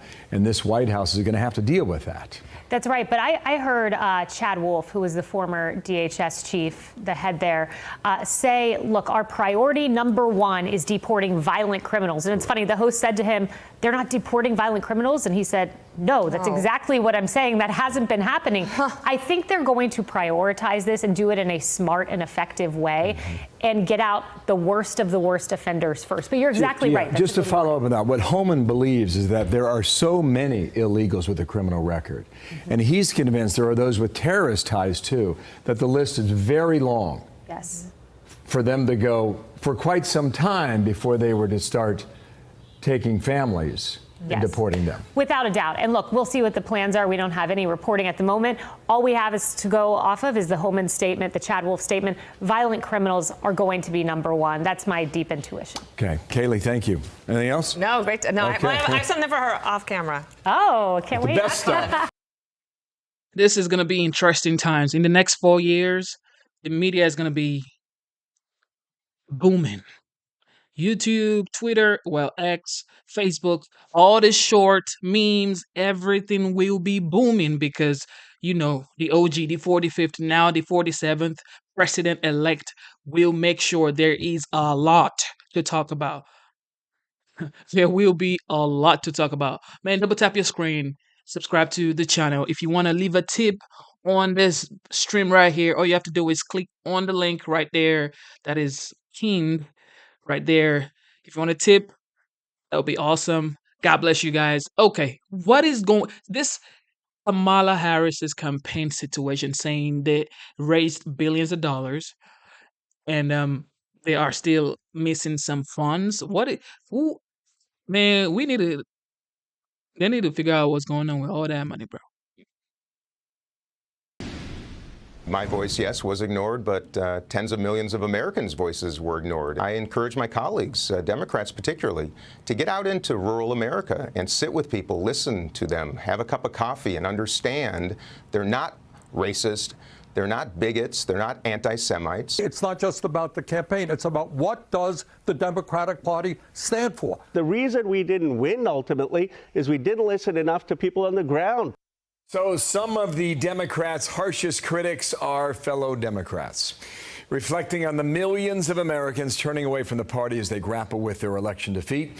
Rich Edson's tracking all that. He's live in Washington, D.C. There was a lot to say on Sunday, and they said it, Rich. Yeah, they did, Bill. Democrats say they know there's a problem. They're just all over the map on how to fix it. Some say the party needs a much different approach on immigration. Let's have a serious debate about what border security looks like for Democrats and make sure that we bring in a lot of different views on this. Remember, it wasn't that long ago that we had Democrats on TV literally denying that there was even a crisis at the border at all. We've got to have that debate. Moulton also told the New York Times his party spends way too much time trying not to offend anyone, like on trans issues. He says as a Democrat, he's supposed to be afraid to say that he doesn't want a formerly male athlete running over his two little daughters on a playing field. Other Democrats say President Biden saddled Vice President Harris with an unreasonable situation. I think she had, some hills to overcome. The fact that her campaign started, in the middle of the summer, obviously, it would have been better had that not been the case. Now, we can't go back and change history. We can't go back and change President Biden's mind as to whether he should have launched a re-election effort. Former House Speaker Nancy Pelosi told the New York Times she thought there'd be an open primary to replace Biden, and had he stepped aside sooner, there may have been other candidates. Pelosi also clapped back at Senator Bernie Sanders, telling the Times she doesn't respect Sanders saying that the Democratic Party has abandoned working-class families. Sanders wants a more progressive party. He says it should come as no surprise that a Democratic Party that abandoned the working class found the working class abandon them. Yeah, Bill? Did not really give the opportunity to get to know her. Not a single press conference in 100 days. Doesn't help. Rich, thank you. Rich Edson, Dana. Let's bring in former Trump advisor Alexa Henning and former director of message planning under President Biden, Megan Hayes. I'm so glad to have you both on. I thought this was, Megan, I'm going to start with you because I feel like the Democrats are the ones that are reeling and trying to figure things out. So this was from a CNN focus group. They asked, pick one word to describe Republicans and Donald Trump and one word to describe Democrats and Kamala Harris. Crazy said the white woman in her 40s who hadn't gone to college. Then preachy, and asked to pick between the two words. The woman said she'd probably go with crazy because crazy doesn't look down on me. Preachy does. I'll let you take that wherever you want. I'm curious if you heard anything different over the weekend that would enlighten us as to how Democrats are going to grapple with this loss. No, I think that's absolutely right. I think the Democrats have lost their way. We abandoned the working class. The electorate is more moderate than I think that the Democrats were expecting it to be this time around. I think that, we do need to refocus and recenter ourselves, and we need to understand that sometimes you have to move to the middle to be able to get things done on the left. And I think that that's one thing that the party's going to be grappling with moving forward. No, I have not heard really much different than that over the weekend, except the party wasn't where the electorate was, and that's why we were not successful on Tuesday. Let's pull up call for number 3. It's pretty just astounding, Alexa, how much money was spent to get so little on the Democratic side. Watch. The truth is, this is just an epic disaster. This is a $1 billion disaster. Jen O'Malley Dillon promised all of us that Harris would win. She even put videos out saying that Harris would win. I believed her. My donors believed her. And so they wrote massive checks. I feel like a lot of us were misled. And then, Alexa, I was looking at this, the $1 billion campaign, and some of the things they spent, $15 million plus for celebrity event production. They paid Oprah Winfrey's organization $1 million. And they were still asking all of these people to give small dollar donations to the campaign. Right. And you see now, after that has come out and that they paid the Call Her Daddy podcast over 6 figures, that's even more egregious now, knowing that FEMA purposely was directed to ignore Trump houses, signs with Trump houses. That's terrible. And the Call Her Daddy example is kind of overall speaking for how the campaign was. It was a lot of smoke and mirrors. There was a lot of celebrity endorsements, free concerts, And these are the people you wanted in charge of the economy. You can't even run a campaign properly. And you want to run the economy? Man, we'll just sit down and move on. rallies. There was no substance. And so, the campaign, I think, wanted to coast on vibes, but vibes doesn't pay off your car loans. Yeah, vibes were like cotton candy. They melted on contact. Evan Barker, I got a laugh out of Bill on that one. All right, good. Evan Barker, she worked for the Democrats, but she ended up voting for Trump. Listen here. Especially now after, working in Democratic politics as a fundraiser, living out here, I've noticed that there is a cultural attitude and cultural resentment that many people on the left have towards people in the middle of the country, towards Trump supporters in general. I think we saw that very clearly in the final few days of the election when Joe Biden came out on television and called the majority of the country garbage.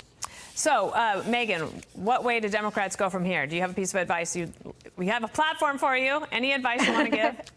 I think we should be moving back to the center. I think we should need to be investing more in the middle class and the working class people of our party and go back to what the backbone of what our party was and what was built on. But I do think that that's going to take some soul searching from people. I think we're going to have to get a lot of the left on board to move more moderate. But if we do not, we're going to continue to lose elections, and that's going to be really interesting as we start to look towards the midterms and then to the next presidential. Alexa, I know you live in the great city of Dallas. Any interest in going to Washington, D.C.?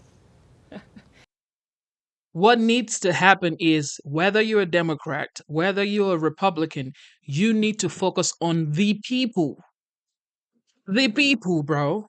The people are putting you in these offices so you can serve. Okay? Your job is to serve, not tell the people what they should think or what they should be saying or who they should like or not like. Your job is to serve the people. Focus on the people. As soon as you keep focusing on the people, you will always win. Focus on the economy. Everybody wants money in their pocket. Everybody has bills to pay. Everybody has kids. Some people have pets. But regardless, at the end of that conversation is finances. Everybody wants money in their pocket. Everybody wants to pay their bills on time. Everybody wants to be able to, have a good time every now and then. Everybody wants a secured border. Everybody wants low gas prices. Everybody wants to buy a house to some extent. Some people want to buy a car. It's like, if the economy is in shambles, why would you say vote for me when you are somehow the cause of it? What is Schumer talking about over here? President-elect Trump is moving full speed ahead to fill his administration. I know you. President-elect Trump is moving full speed ahead to fill his administration so that he can hit the ground running on Inauguration Day. Welcome to a brand new hour of America's Newsroom. I'm Dana Perino. Morning at home. Morning to you. Hope everybody had a grand weekend. I'm Bill Hemmer. Trump wants to fill his cabinet as quickly as possible, but his candidates will need Senate confirmation, and with Republicans in solid control, Trump wants a Senate leader that was ready to speed up the process by allowing recess appointments. Right now, there are 3 contenders seeking the position of Majority Leader, Senators Rick Scott, John Cornyn, and John Thune. All 3 agreed to that recess demand, Senator Scott earlier saying he's on board. If it's recess appointments, whatever it takes, we got to get these done. We know Schumer's going to slow everything down. I am all on board. The country voted. They want a change. They want the Trump agenda. They want his nominees. They want his policies. We've got to do everything we can to get that done. Okay, so the action rules at Capitol Hill. Chad Pergram is front and center for it. Chad, good morning to you. Why are recess appointments so important? Well, Bill, good morning. Recess appointments are not automatic. Under the Constitution, both the House and Senate must vote for the same adjournment resolution that permits the Senate to be out for more than 3 days. Now, Republicans are reviewing their leadership options. Few are tipping their hands. We have to be able to work with President Trump and his administration so that we can move ahead with the big policies that we have to put in place in order to address the deep concerns that Americans have with government as it's been the last 4 years.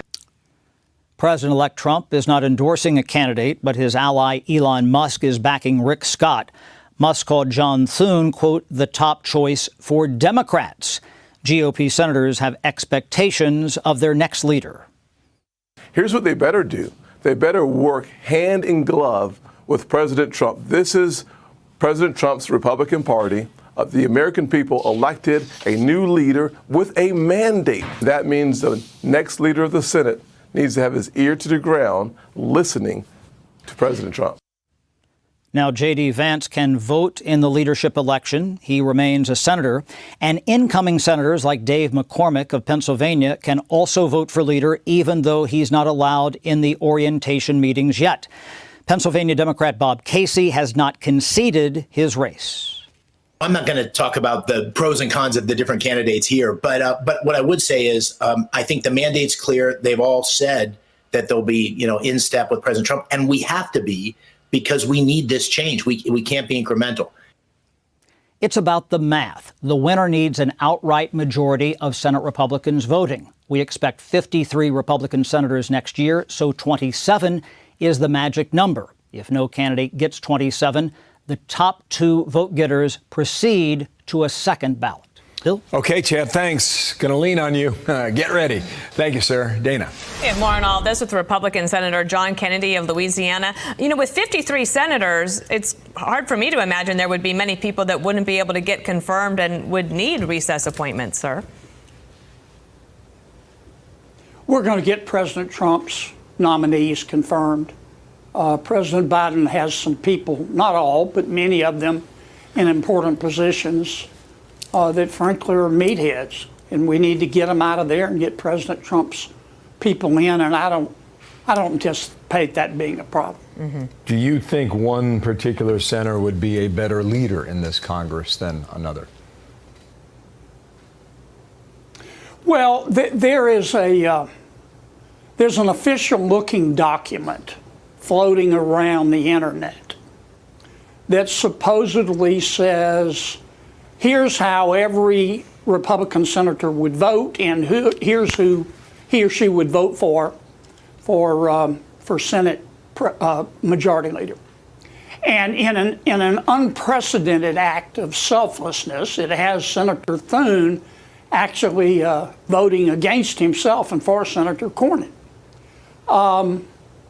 If you think this list is real or accurate, then you probably think that Elvis is alive and running a small bait stand on Lake Erie. We haven't even had a meeting yet to hear the formal proposals from the 3 nominees about how, if at all, they will run things differently than Senator McConnell. Here's what I know. We will pick a leader who will advance President Trump's agenda. We saw what everybody else saw on Tuesday night. Despite what the so-called experts in Washington say, with their NPR tote bags and their organic broccoli, this was a really simple message from the people. Republicans aren't perfect, but the other side is crazy. And President Trump is going to do things differently, and we will pick a leader who will help him do that. Okay. Wanted to ask you about this because the Associated Press called the Senate race in Pennsylvania for Dave McCormick, the Republican. Chuck Schumer and Bob Casey are not accepting that. And Schumer said this, that with over 100,000 ballots left to be counted in Pennsylvania, the race has not been decided. As is custom, we will invite the winner once the votes are counted, which means that Dave McCormick won't be able to be there for the orientation. What kind of game is Schumer playing here? When I first read the article, Dana, my thought was clowns to the left of me, jokers to the right. Senator Schumer has a fatal attraction sometimes to nutty ideas, and this is one of those times. What he's doing is petty. I know he's disappointed in the election, but he needs to go file a hurt feelings report, and let's move on. Dave McCormick should be able to attend orientation. Okay. Another topic here. Democrats are getting some interesting advice, one of which is to have President Biden step down and appoint Kamala Harris the first woman, 47th president of the United States. This was floating out there all last week. Justice Sonia Sotomayor is expected to remain on the Supreme Court, she says. Some liberal activists, call for number two, guys, have called for the 70-year-old Obama appointee to retire before Trump can fill her seat. I don't know. You know, she's got to vote in that. She's got to vote in that issue too, Senator. I mean, all these people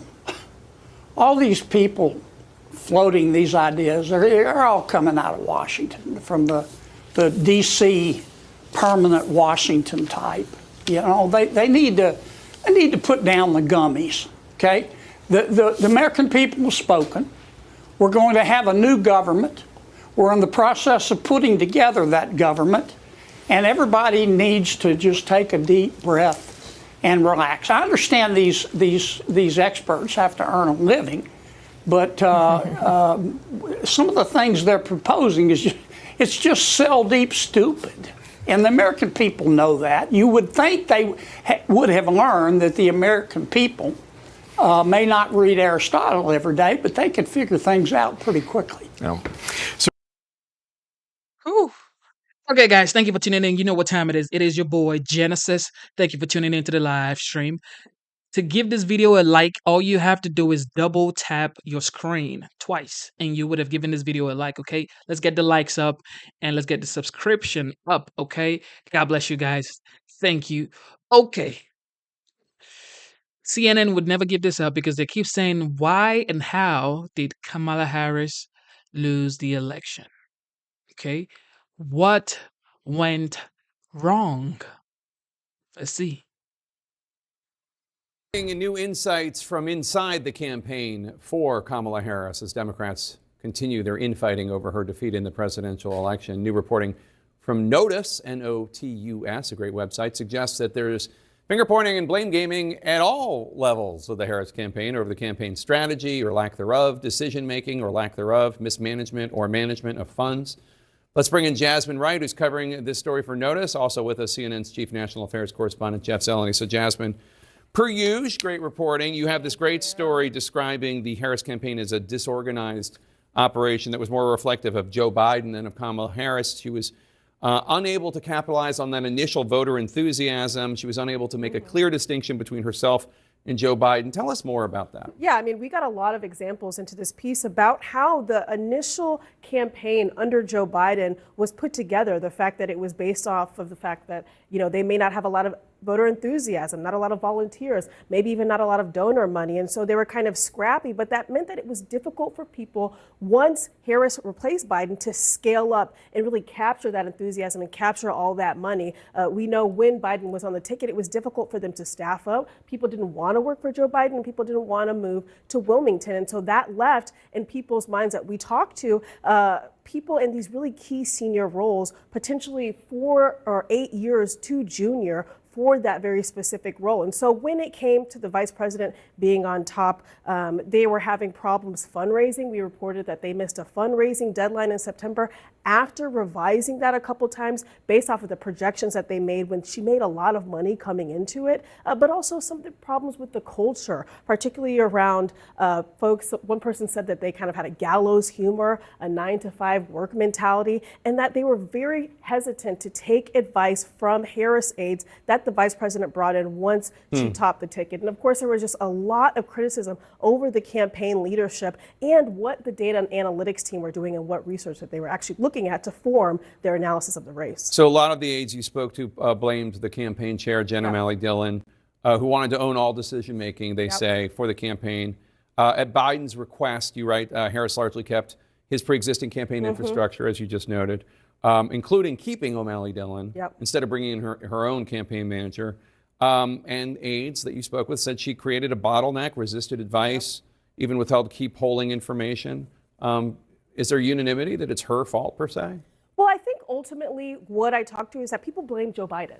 They blame Joe Biden for staying on the ticket too long. They blame Joe Biden in his initial campaign for being unable to recognize just how deeply upset Americans were about the economy, about immigration, and about some of these other larger issues. But they say that these issues under the hood at the campaign, right, it's kind of like death by 1,000 cuts. They may have not lost the race for them, but they certainly did not help. And they feel very, very seriously that it did not put the vice president in the best position to win when she changed over in July. Certainly not. You only have 107 days to run for president.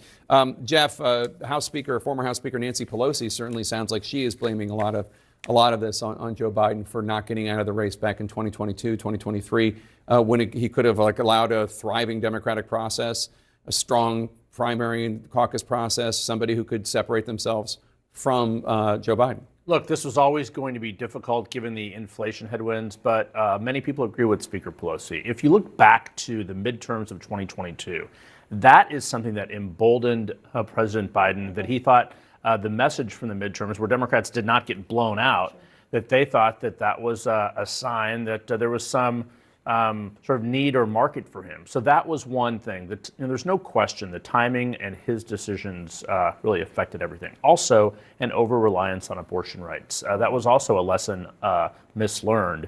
A variety of people we've talked to said because it was so successful in 2022, they thought that this was the thing that would really overtake inflation in the economy. It simply didn't. But with young voters in particular, that remains kind of a mystery to this. Just 1% in each of the three blue wall states, if you will, in some of these college towns would have made a difference and did not appeal to young voters. So look, this failed. This is so wild. This same people said Joe was sharp, cognitively well, everything was amazing, even after the debate.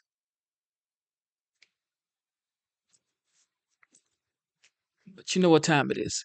Double tap your screen. Let's get the likes up, guys. Double tap your screen twice. Let's get the likes up. Let's get it.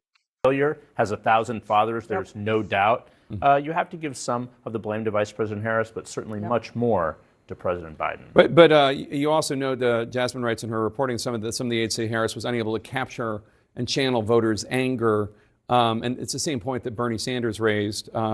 He was on with Dana Bash yesterday. He says working class voters have been abandoned by the Democratic Party. Now, Nancy Pelosi doesn't buy that. But what are you hearing about that and Harris's inability to capture voters' anger? It's the anger and also just understanding the economic realities of high housing costs. She talked about that, but appearing with the celebrities and others didn't necessarily reflect that. In a really piecemeal way, not recognizing the fact that people's rents are so much higher than they were 4 years ago. For sure. But very difficult to distance herself from it. But there's no doubt anger is part of it, but the celebrity culture, it didn't end up playing so well. All right, Jasmine Wright and Jeff Zeleny, the Stallion, we call him, Jeff. I want a nickname. Thanks to both. Exactly. The economic realities are not the same. Some people are living a very, very wealthy lifestyle. They don't even go to the gas station. They don't go to the groceries market to buy food. You know what I mean? Like, it's two different lives. And then you have this elite Hollywood stars campaigning for you. People who are almost detached from reality of a normal everyday American. And this is why Trump won. Man, what is Pelosi talking about right here? Let's see what she has to say. The word chutzpah comes to mind for a couple of different reasons. I mean, the first is that, look, if a hurricane hits the small town, sitting after the fact and arguing that we should have built the house out of brick or stone or wood doesn't really matter. for a lot of different reasons, this was going to be an election that incumbents were going to have a very, very hard time holding on to in this country. And to then say, well, if we'd had a primary and, a knife fight between some unknown group of Democrats, one would have emerged who would have been a stronger candidate than Kamala Harris and somehow run a better campaign than what we just saw in that 107-day sprint where she raised $1 billion and ran an almost flawless campaign. It just wasn't Many enough people to would disagree with that, but well, it was going 0 for 7 in the swing states means it's not very flawless. Well, other than going 0 for 7 and losing the popular vote, there are a few things in the way of flawless. I don't think that speaks to the campaign. Like we I think were it does. I discussing think we it were speaks discussing exactly to before. what the American people We were got. discussing before. In every developed nation, the incumbent party at the end of the pandemic has lost. They have lost bad. The Democrats here lost less badly than the ruling parties. Conservative, liberal, does not matter. Across the world, the convulsions caused by COVID, by inflation, by supply chain problems, people are angry, right? Often they are choosing nationalist candidates like Trump or like Meloni or like the National Front in France, which just barely lost, right? But often they're just picking someone who's going to get stuff done, right? I thought the best Trump slogan was the Trump will fix it slogan. People feel that society is broken. I don't think any Democrat could have possibly won this election. Who's this person, Nancy Pelosi? Right, who's the dream candidate? Well, yeah, that's really the bigger point, I just want to play this because to your point, Errol, on the Pelosi of it all. I mean, this is Pelosi at two different junctures in her evolution on this question of whether President Biden should serve out a second term. I hope he runs. I'm for him if he runs. And I know that the Democrats will fully embrace him. If he runs, it's over. It's up to the president to decide if he is going to run. We're all encouraging him to make that decision because time is running short. But he's beloved. He is respected. And people want him to make that decision, not me. I mean, the former speaker is twisting herself into a pretzel. When Joe Biden dropped out, they said, oh, he's a statesman, he's beloved, he's doing this for the country, he's the greatest man in the world. And now that they've gotten their butts whooped, now they're blaming it on the guy who they were just saying several months ago Didn't she say was he the should be on greatest Mount guy in the Rushmore of world. presidents? She did say that. But they're looking for someone and anyone to blame. And to your point, I think that's a valid point. This election was always going to be tough because of the economy. You look at all the net negatives for the Biden-Harris administration. I'm not certain there was this magical candidate out there who suddenly could have defeated Donald Trump. I just don't believe that. I totally agree. And imagine a different postmortem from Nancy Pelosi where she says, you know what? We obviously totally disagree with 8,000 things that Donald Trump stands for, but we should have done a better job of hearing the pain of the American people. We should have taken it more seriously. We should have not stigmatized, the dumb Trump voters and all those MAGA people. We should have taken this more seriously, and we could do a better job moving forward because we, the Democrats, have solutions that might actually work. Instead, this finger pointing. What the Democrats need to do is take a page from, believe it or not, from the GOP, who after 2 losses to Barack Obama went back and said, wait a minute, this isn't working. Although, let's be clear, they threw out that. Exactly. They were focusing on Donald Trump while Trump was focusing on the need of the people. It's always the people. Forget about your opponent. Even Amazon said that. Forget about your competition. Focus on the people you're serving.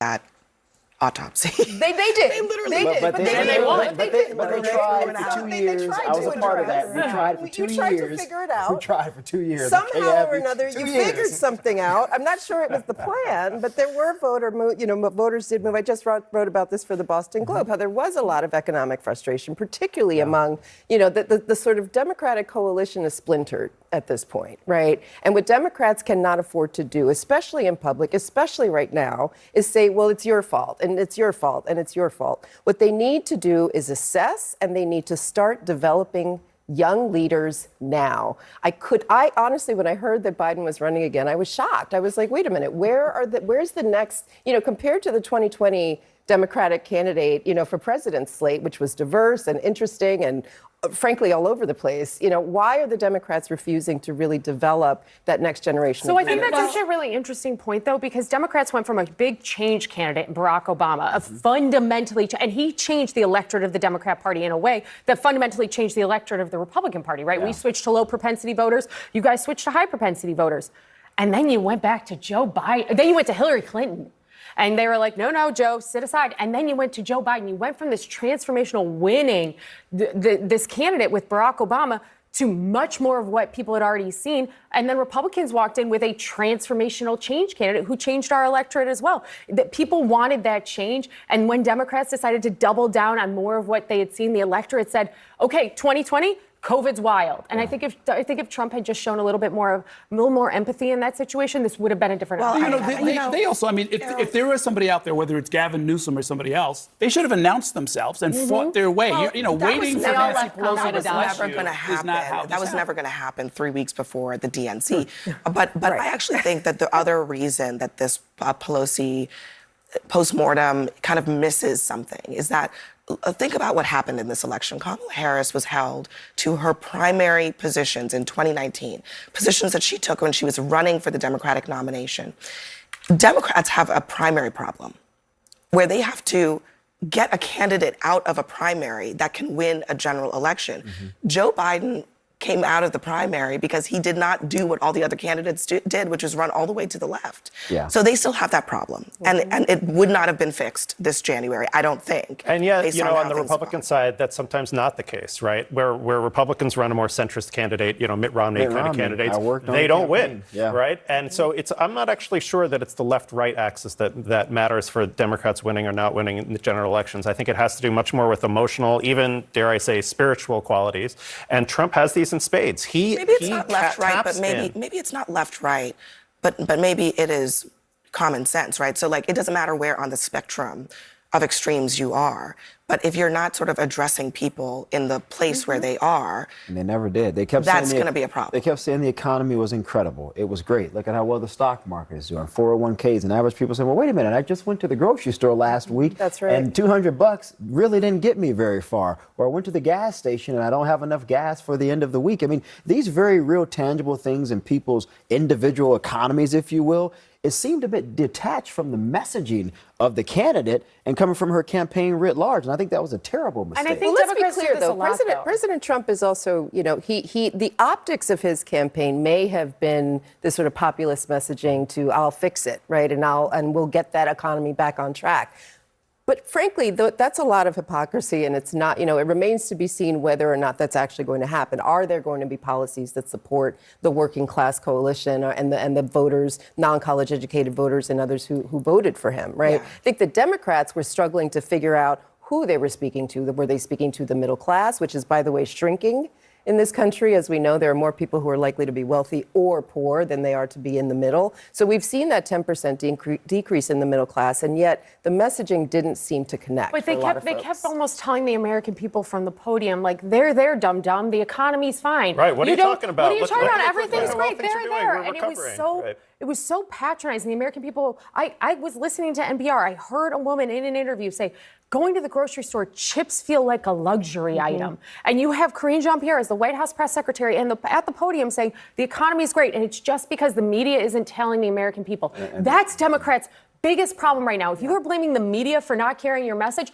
well, welcome to being a Republican, buddy, because we have to fight back all the time against, how many times is it Republicans pounce, Republicans seize, Republicans this, that, or whatever? How about Republicans acknowledge the fact and make that a headline? Let's just put one thing, though, just because I think, just to be clear, I don't think we should over-index even on the economy as an explanation for what happened on Tuesday. No, that's right. There were a host of other things.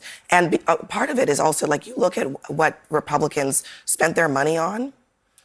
It wasn't just the economy. They were spending money on the trans ads, immigration. Cultural issues. So there was another part, for Pelosi where she talks about this. She believes that's a big part of it.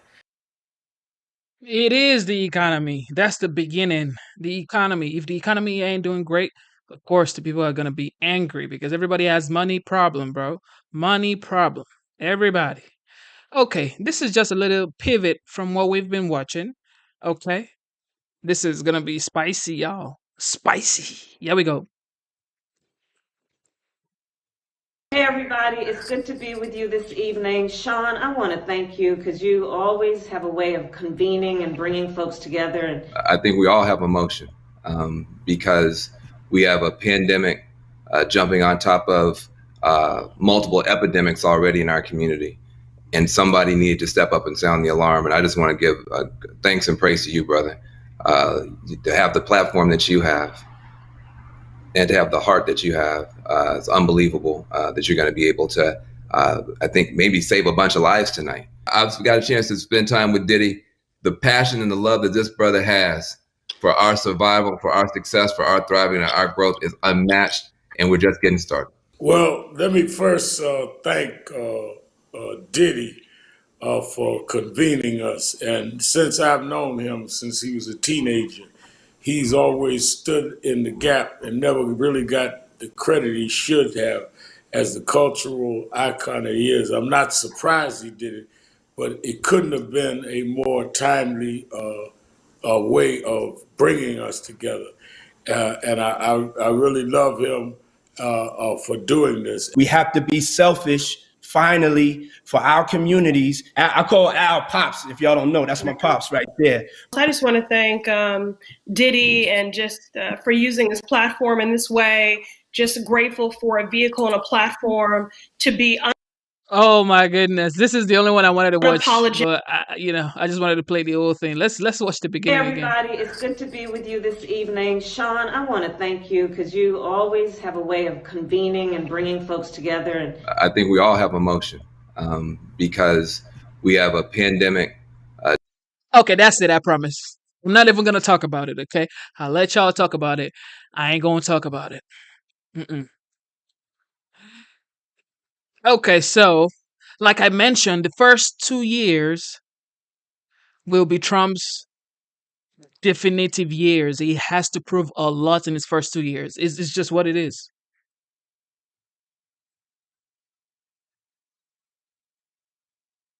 Joining us now, Florida Congressman Byron Donalds, New York Congresswoman Claudia Tenney, two of the greatest of the great, two of the best of the best. I'm Byron, with all due respect, I'm going to go to Claudia first. Claudia, I am so tired of all these nitpickers. The guy's been president-elect a week. No, actually less than a week. He got a massive landslide mandate to change. The markets are signaling they love what they see so far, and they keep on going. The liberals, the lefties, they keep on nagging and nitpicking and bellyaching, and they keep on going over the same old ground. You know what? The political crowd is bad, but the economic crowd, not all of them, but much of the economic crowd is just as bad, Claudia. What does the stock market know that the geniuses on the front page of certain newspapers don't know? What do you think they know, Claudia? Look, they've been nitpicking forever. What Trump did in 2017 when he came into office in my first term was incredible. And we talk about this nonstop, and we do need to continue to talk about it. You just mentioned something that always was a huge point for me with Corning and these big companies that were founded in my district in upstate New York. The repatriation dollars, just the wealth transfer that companies were holding overseas back to our country, it was enormous. And that if we're going to go to that again and we're going to have tax cuts, remember what they kept saying, the tax cuts were going to cost us money. We had growth. Actually, the tax cuts actually brought more revenue in. We had huge revenues, record revenues coming in because of the tax cuts and because of districts like mine where 95% of the people got a tax cut and most people go to work in a small business, and small businesses were the focus of this. That's why the cut in the corporate tax rate, the depreciation, all the benefits that were going to pass-throughs and others was a tremendous benefit. It was growth. It was more jobs, more payroll taxes, more income coming into the government. And the problem is the Democrats came in and wasted all that, and we had a pandemic. And unfortunately, all the spending, eviscerated some of that. But can you imagine what our economy would be like today if we didn't have those tax cuts in place? And that's why I'm so proud to serve on the Powerful Ways and Means Committee, because that's where the focus is going to be. We've got a lot to do in the first 100 days of this united and unified government. And I'm really excited. I'm hoping I'm going to be working with Byron Donalds over in the Financial Services Committee. Well, we're all going to be working with Byron Donalds. Byron Donalds spreads his wings earnings wide, and he's an influential guy. And Byron, you know what? It's so amazing to me. Not only is the stock market roaring and gold is falling and the dollar is rising. By the way, long-term interest rates have already started falling under the Trump year. But I noticed one of the shows, I mean, they're asking you about an enemies list or an enemies within list instead of talking about tax cuts and deregulation and energy independence. And you made such a good point. You said that basically American success is going to be the most important metric. And I would only just add to that or amend that. Mr. Trump himself said several times election night, success will unify the country. Success will bring the country together again. And here's his platform, which the voters have clearly wanted. I mean, that's the key point, not enemies within and this and that and all these other faux ideas. Absolutely right, Larry. Listen, Donald Trump is focused on the American people. He's focused on getting the job done that he promised the voters during this election cycle. My colleague from New York, she is correct. Tax policy matters. We're going to get to the bottom of that. But even look at our former colleague, Lee Zeldin, my former mentor from Congress, now the head of the EPA, about the deregulation side of the America First agenda that's going to be critical. We got to be energy dominant. We got to be able to manufacture and do the necessary mining here in the United States. So you have to squeeze the regulatory environment up here on Capitol Hill, while in Claudia's committee making sure that tax revenue in our country makes sense to bring companies over here to the United States, to let people earn more money, keep more money, allow our economy to grow. You bring those two things together, Larry, the revenues in DC will rise, but then also our economy will grow even faster. Couple that with what Elon Musk wants to do, going through the bureaucracy, Thank you for tuning into the live stream. You know what time it is. Double tap your screen twice to give this video a like. Okay, I don't know if you guys have stocks in the stock market, if you actually buy shares, but I do a little bit of buying. Look, the stock market has gone up. I don't know if you buy BTC. BTC has gone up just by the mention of the 47th president-elect, Donald Trump. And I am predicting right here today. Today's date is the 12th of November 2024. The time is 1:43 a.m. I am predicting right here before the OG, the 45th, now the 47th, resumes office in January, BTC might get to $100,000. Because his name holds weight. People believe in his name when it comes to the economy. He is like a promise. You know what I mean? Like when you want to go to fast food, McDonald's, you think about names like that. His name has become a promise. His brand has become a promise that when you elect a man like this, the economy bounces back. That's what happens. Cutting spending, cutting wasteful departments. That's how you get the nation back on track fiscally while keeping the American people at the forefront of our economic success. All of that to be brought by Donald J. Trump. I mean, Byron, you've been on this show several times with Arthur Laffer. The Laffer curve worked. It worked for the Reagan actually, let me go back. It worked for the JFK tax cuts. It worked for the Reagan tax cuts. It worked for the Trump tax cuts. Part of it's growth. Part of it is less tax avoidance. And with corporate taxes, part of it's going to be repatriation of overseas cash. It worked. These are factoids. I'm not just making this up. These are factoids, but nobody wants to write them. And Claudia, again, people want to write about the enemy within. He's worried about the enemy within. Trump's going to use it. This is like the worst kind of fake news, fake hypothesis, I mean, this is, you know what? Yes, y'all. Yes, BTC, yeah, Bitcoin. Ken says Donald Trump has been in office for a week and still nothing. Of course, this is why I say only adults should watch the live stream. Ken, he is not in office. Joe is still your president. Joe is still our president.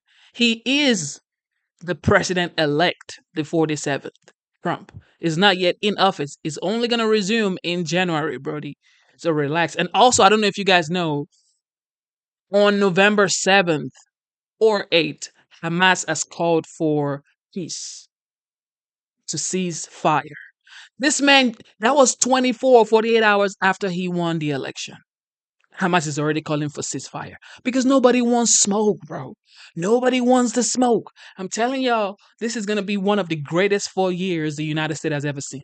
This kind of lying is one reason Democrats got snookered and slaughtered at the polls, because they lie. They constantly lie. Trump's out there. I love this point. All right, I'm going to tee off on this point just for a moment, if you will. You know what? Here's Kamala Harris and her Democratic allies talking about the enemy within and military going after the enemy within. She's talking about Trump is a fascist. Trump is just like Hitler. By the way, I guess Hitler's going to meet with Joe Biden this week. But Trump is like Hitler. Trump is a fascist. Trump is a horrible person. Meanwhile, Trump is out there, besides the fact that he's going to the Al Smith dinner, driving a garbage truck and putting extra salt on the McDonald's fries. Trump is out there talking about, wait for it, what, Byron? Tax cuts, deregulation, energy dominance, right? Trump is saying, we got a problem, I'm going to solve it. She's saying, this other guy's a fascist and he's Hitler. Guess who won? Guess who won big? Guess who won the biggest since about 1980? I give it to you, Claudia Tenney. Guess who won and why? Look, people don't buy that anymore. Right. Look, Trump had when he won in 2016, remember, they had the FBI, everybody was out, there was a collusion hoax, everything from impeachment all the way through all that. Everybody tried to stop him, and the deep state went after him. And what did Trump do? He could have done all kinds of things. He could have referred Hillary Clinton, Peter Strzok, Lisa Page, all those people, Comey, everybody. He did not do that. Right. And who's the one that didn't make an enemies list and didn't prosecute people who committed actual crimes? Instead of using all these people, these state operators like in Georgia and New York State, the shameless Letitia James and all these people trying to take Trump out now. Those people, actually, Letitia James needs to be disbarred and removed from office for the kind of behavior we're seeing out of her. And I'm a member of the New York Bar, and it's just shameful. I love what Trump's doing. I think Lee Zeldin is an outstanding pick. Elise Stefanik is an outstanding pick. And guess what? Tom Homan is going to be amazing, and he's one of my constituents, so I'm really excited about that. You know, Byron, give you the last word. I like all these appointments. I like them very much. But you know what? In some ways, I think Mr. Trump's best one, and I don't mean to downgrade the others, Susie Wiles. Calm, collected, cool-headed, brilliant, ran the most extraordinary campaign, right? Remember, everybody said you couldn't put a campaign together because he was this and he was that and she was this and she was that. Well, she did it. Now, she had a lot of help doing it, and she had a pretty good horse to ride. But I think she is, remember this, right? Trump hates women. Republicans don't like strong women, or whatever that goofball said, the billionaire, Mark Cuban. Republicans don't like strong, intelligent women. And guess what? Mr. Trump's first appointment, right out of the chute, Byron, Susie Wiles. And I know that you know her from Florida and elsewhere. Everybody knows Susie Wiles. I mean, to me, that is a very brilliant appointment.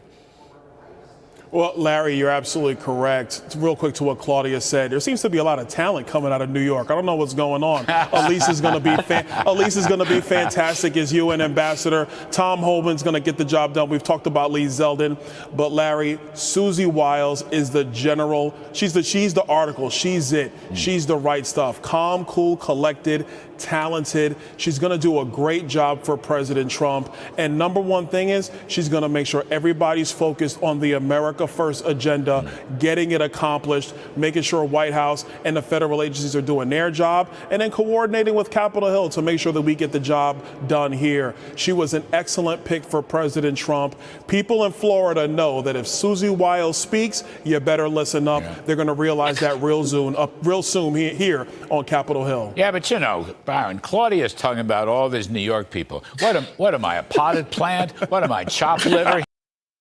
This is just an amazing feeling. Anyway, the Border Patrol are head over heels right now. They're so happy. They're so amazed and so accomplished in their heart that Tom Homan is going to be the border czar for Trump. It's like they're saying this man is going to get the job done ASAP. As old Joe stumbled through the sand over the weekend, that was very disturbing. Did Jill help him? Should she even give her arm? Well, and as Kamala Harris enjoyed some downtime, it was very cute with the fam. The full breadth of Trump's victory is still being unpacked. Big blue states with very diverse populations. This new coalition that Donald Trump's assembled, he made some giant strides. California, biggest of them all, 29-point Biden win 4 years ago. Currently, as old Joe stumbled through the sand over the weekend, that was very. Why is this even happening? Why? This is what I said in the beginning. I said this like around March, April. I'm like, why are they doing this to this man, bro? Look at the commander-in-chief, bro. Disturbing. Did Jill help him? Should she even give her arm? Well, and as Kamala Harris enjoyed some downtime, it was very cute with the fam.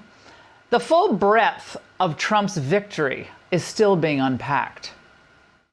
Big blue states with very diverse populations. This new coalition that Donald Trump's assembled, he made some giant strides. California, biggest of them all, 29-point Biden win 4 years ago. Currently, only 18 for Harris, her home state. Look at New York. Basically, Trump cutting that Democratic margin in half. Go down this list and look inside those states and you'll see it. Blue-collar areas, cities, metro areas with large Hispanic populations, that's where Trump made his big gains there. And it's not surprising, right? The Democrats are still licking their wounds. They're still doing their postmortem.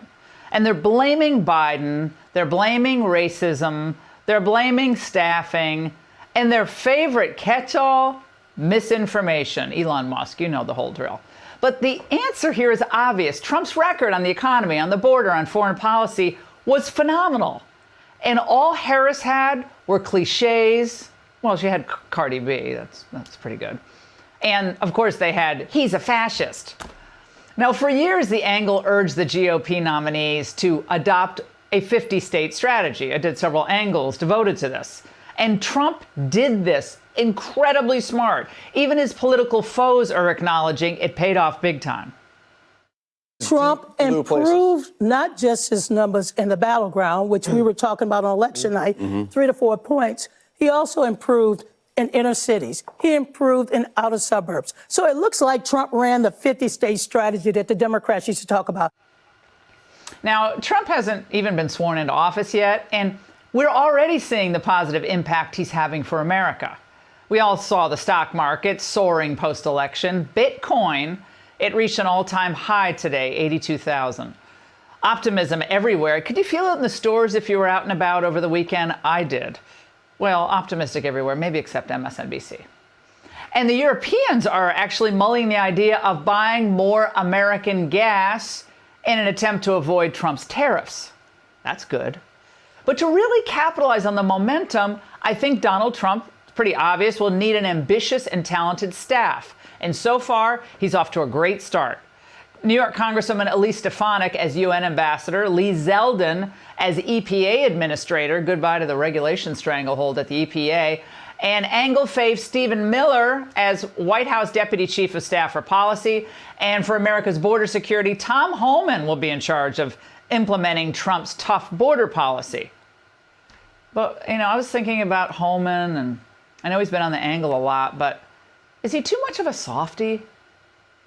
We have seen one estimate that says it would cost $88 billion to deport 1 million people a year. I don't know if that's accurate or not. Is that what American taxpayers should expect? What price do you put on national security? Is that worth it? Is there a way to carry out mass deportation without separating families? Of course there is. Families can be deported together. Keep them together in their home country. Now, this is throwing the usual suspects into deep despair, and we should do what we can to send fruit baskets and other sorts of, soothing spa packages to them. But what did any of them expect? Of course Trump was going to put loyalists in positions of power. Joining me now, Vice President of the National Border Patrol Council, Art Del Cueto. Art, now Homan responded to some of the backlash that he's been receiving for telling 60 Minutes they would deport families together. Watch this. This administration has deported families together. These people demand due process. They demand the right to claim asylum. They demand the right to see a judge. And we give that to them at an exorbitant taxpayer cost. At the end of that due process, if the federal judge says you must go home, they have to go home. If they don't, then what the hell are we doing? Shut down the immigration court. They don't mean anything anymore.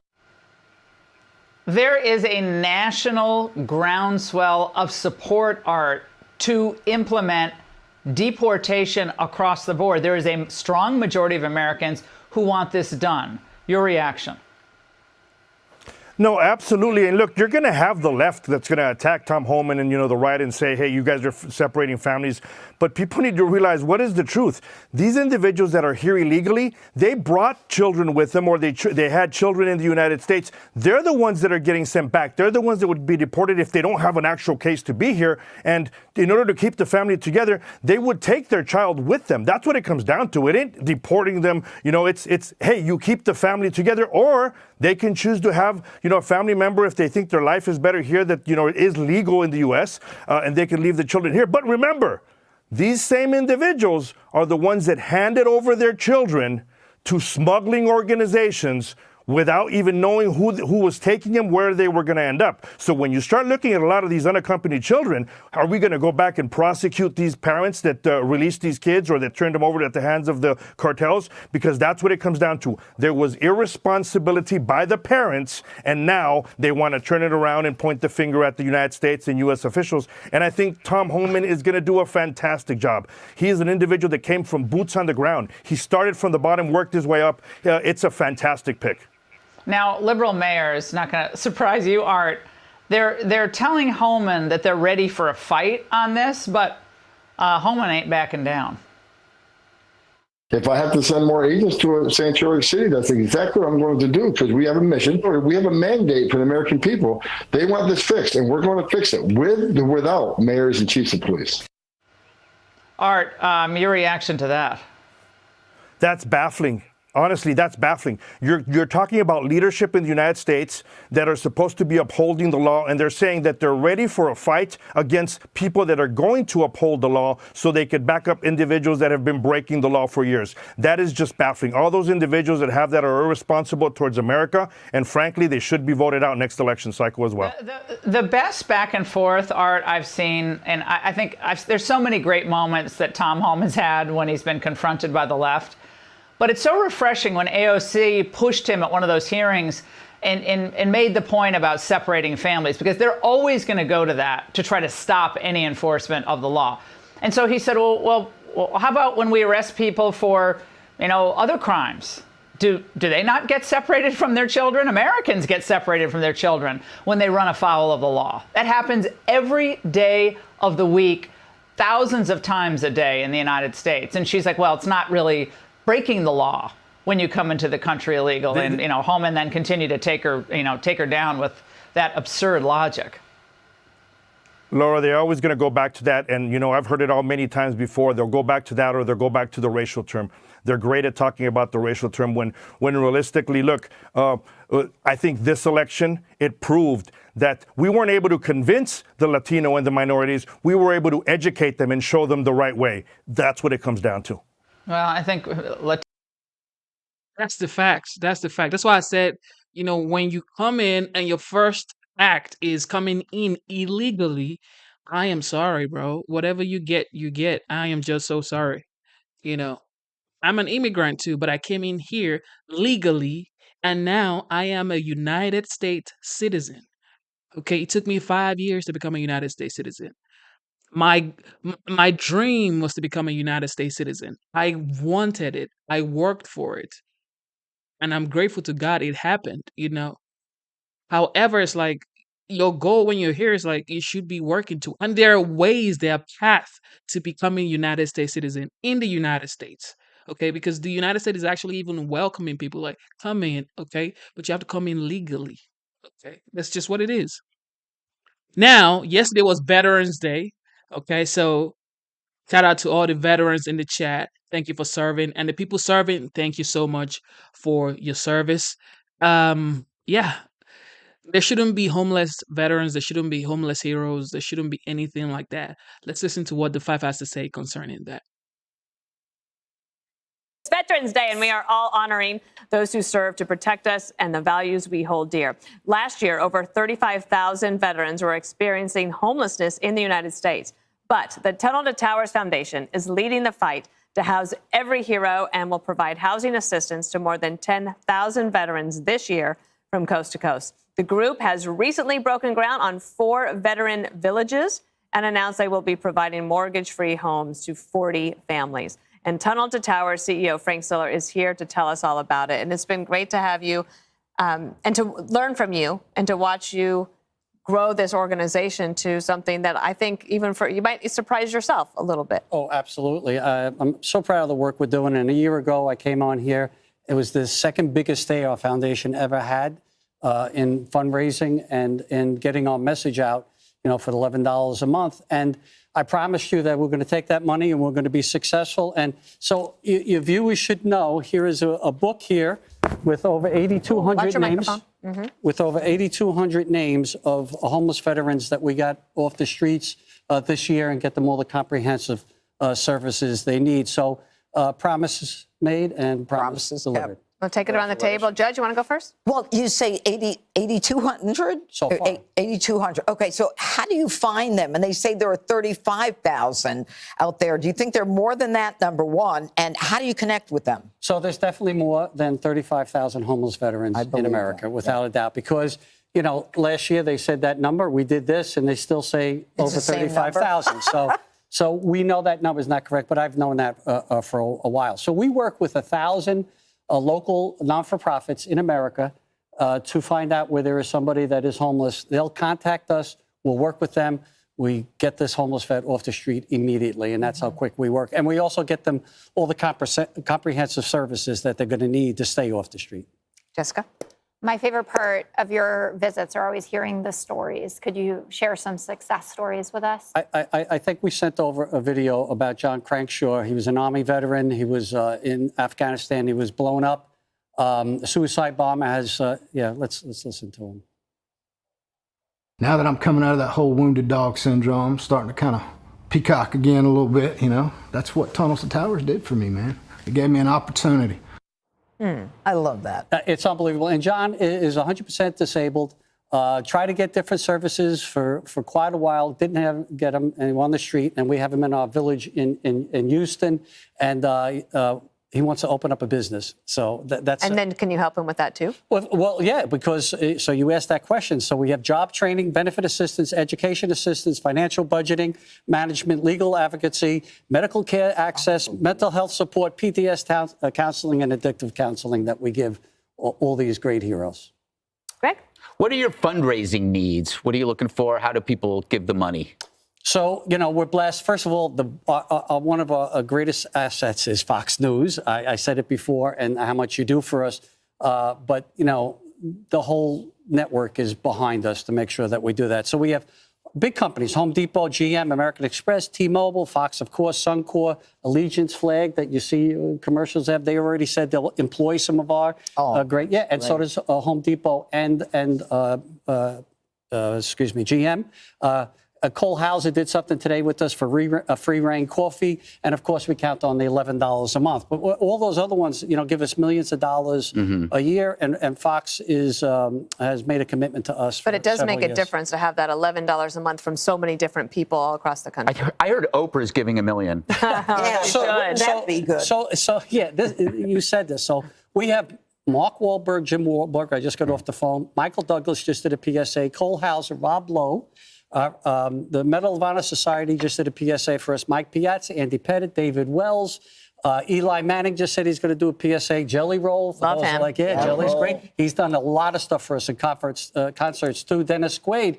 Now, don't you think these celebrities, instead of going and do these political rallies and stuff, that they should be doing this, helping us to eradicate homelessness amongst our veterans? I think that is time better spent, out there instead of collecting money. How about raise $1 million and give it to us, because I won't waste it. Jesse? The veteran villages sounds really amazing. What other projects over the horizon are you really excited about right now?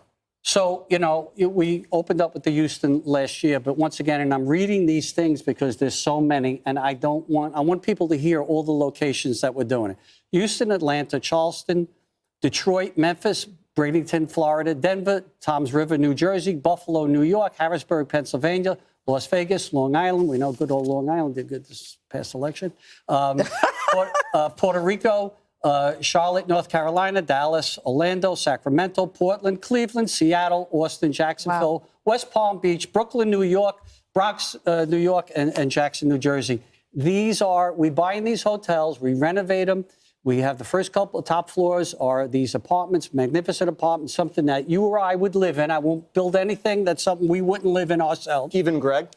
Well I see. You don't have to have high ceilings. I was going to say we're going to build a tiny home, but you know what? We're going to take it. You know what's amazing? But we do. Really, right here, this is my dream. My dream is to be able to give back to the people. Eventually one day I become a star or I start making a lot of money. It's to be able to take people on the road out of the streets, to be able to feed people. It doesn't have to be like giving the most money. You don't have to be Bill Gates or Elon Musk. You can give, even if it's small, even if it's a plate of food, even if it's a room for the night. Like, these things are my dream, and I know God is listening right now. This is why I do what I do. But anyway, so listen. Fareed Zakaria said, Democrat blew it by making 3 big mistakes. Listen to what he has to say on CNN, Brody. Here's my take. At first glance, it would seem easy to explain last Tuesday's election as part of a 2024 global wave against incumbents beset by post-COVID turmoil and inflation. The UK saw a huge Tory parliamentary majority turn into its thinnest minority in the party's nearly 200-year history. Germany's governing coalition has collapsed amid soaring unpopularity. Emmanuel Macron's party was crushed in France's parliamentary elections. South Korea's opposition party dominated in a huge parliamentary landslide. And even in Japan, where the ruling LDP party has governed almost uninterrupted since 1955, the party lost its House of Representatives majority. So it might have been preordained that Kamala Harris, representing the incumbent administration, lost decisively as well. But Harris could have bucked the trend. The American economy is doing better than all these other nations. Employment is strong, wages are up, inflation is down, productivity is soaring. More importantly, Donald Trump has many strengths as a political figure, but he also has many weaknesses.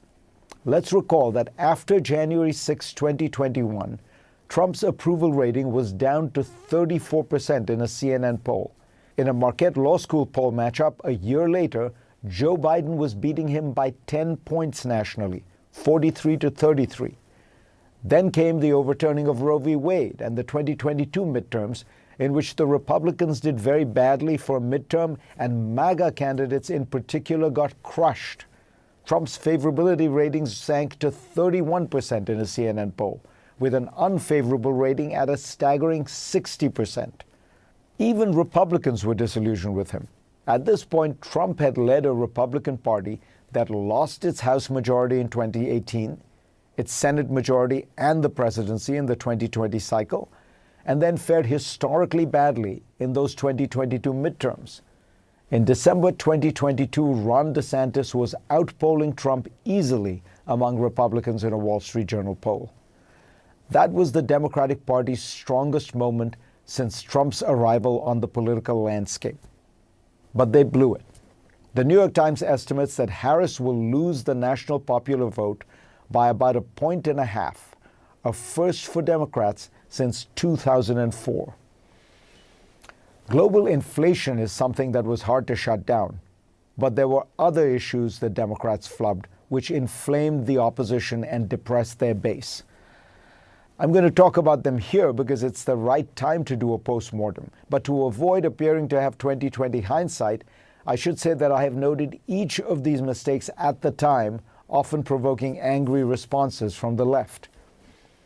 The first big error was the Biden administration's blindness to the collapse of the immigration system and the chaos at the border. An asylum system that was meant for a small number of persecuted individuals was being used by millions to gain legal entry. Instead of shutting it down, liberals branded anyone protesting as heartless and racist. They missed a massive shift in American public opinion in just a few years.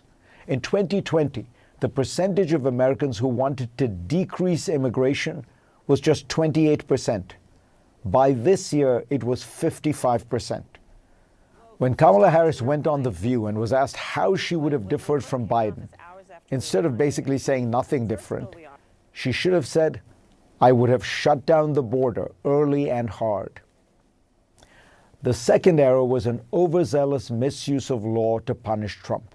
The most egregious of the cases pursued was Alvin Bragg's one in New York, one that even he was once skeptical of, but was reportedly pressured by some on the left into pursuing. Some cases, like the Georgia one, were legitimate, but the host of them piled on in rapid succession gave the impression that the legal system was being weaponized to get Trump. It confirmed to his base what it had always believed, that overeducated urban liberals were hypocrites, happy to bend rules and norms when it suited their purposes. It's worth noting that in this week's election, a CNN exit poll found that among those who believe that democracy in the U.S. is threatened, a majority supported Trump. Lawfare turned Trump from being a loser into a victim. And as his indictments grew, his campaign contributions surged and his poll numbers solidified. The final error is a more diffuse one, the dominance of identity politics on the left, which made it push for all kinds of DEI policies that largely came out of the urban academic bubble, but alienated many mainstream voters. There's an irony in claiming to be pro-Latino by insisting that people use the term Latinx, only to discover that Latinos themselves think the word is weird.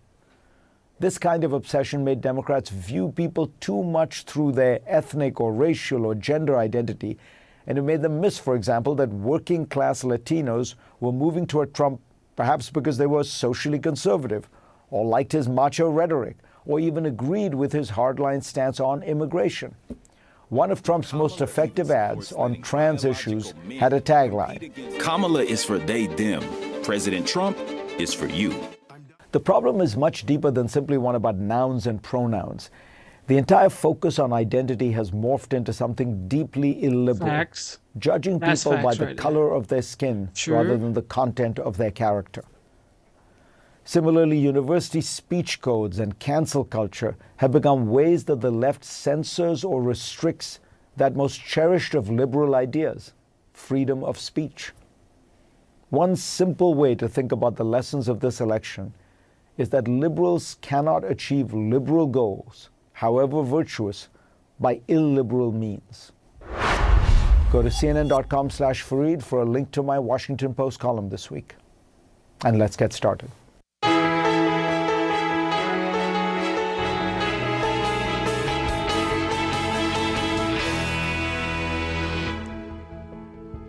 In 2016, when Trump won the first time, much was made of the fact that Hillary Clinton actually won the popular vote by 2 percentage points.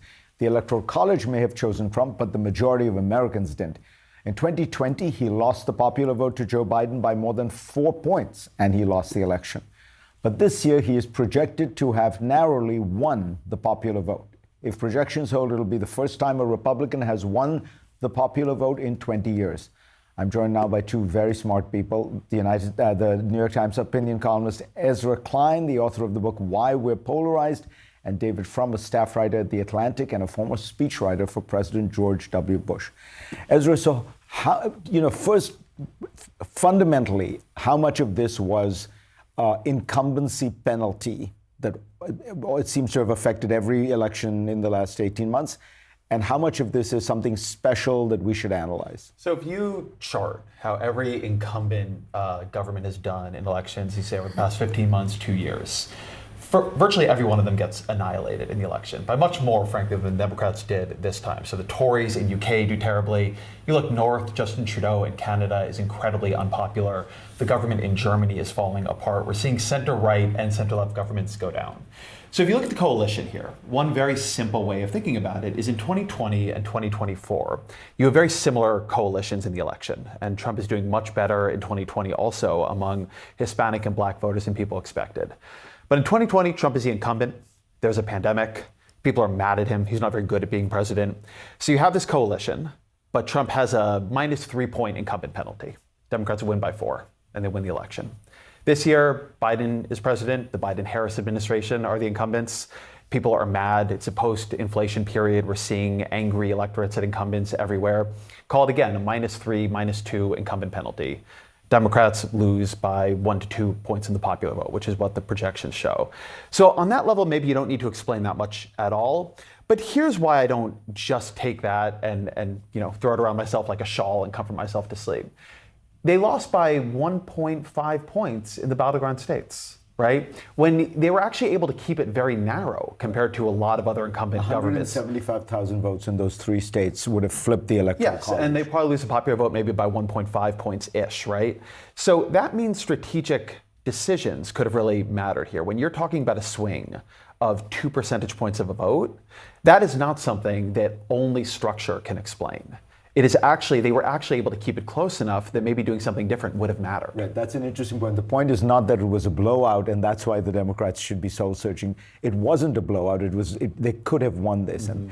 And David, what about the economy? I mean, why is it that with what is unarguably the strongest economy in the world at this point, it didn't work? Was it a time lag? Was it that inflation matters a lot more than we thought it would? If Donald Trump had presided over this economy, as he soon will, he would have said again and again, this is the greatest economy since the 1960s. Things are great. Unemployment. The Democrats are inhibited. That if there is someone in America who is sad, it is impossible for a Democratic president and a Democratic administration to speak positively about what they've done. It is a remark. I'm not a Democrat. I marvel at this because there's so many veto points in the party. And this creates a very dangerous situation now. What do Democrats love on this earth more than soul searching? I don't know. They love it.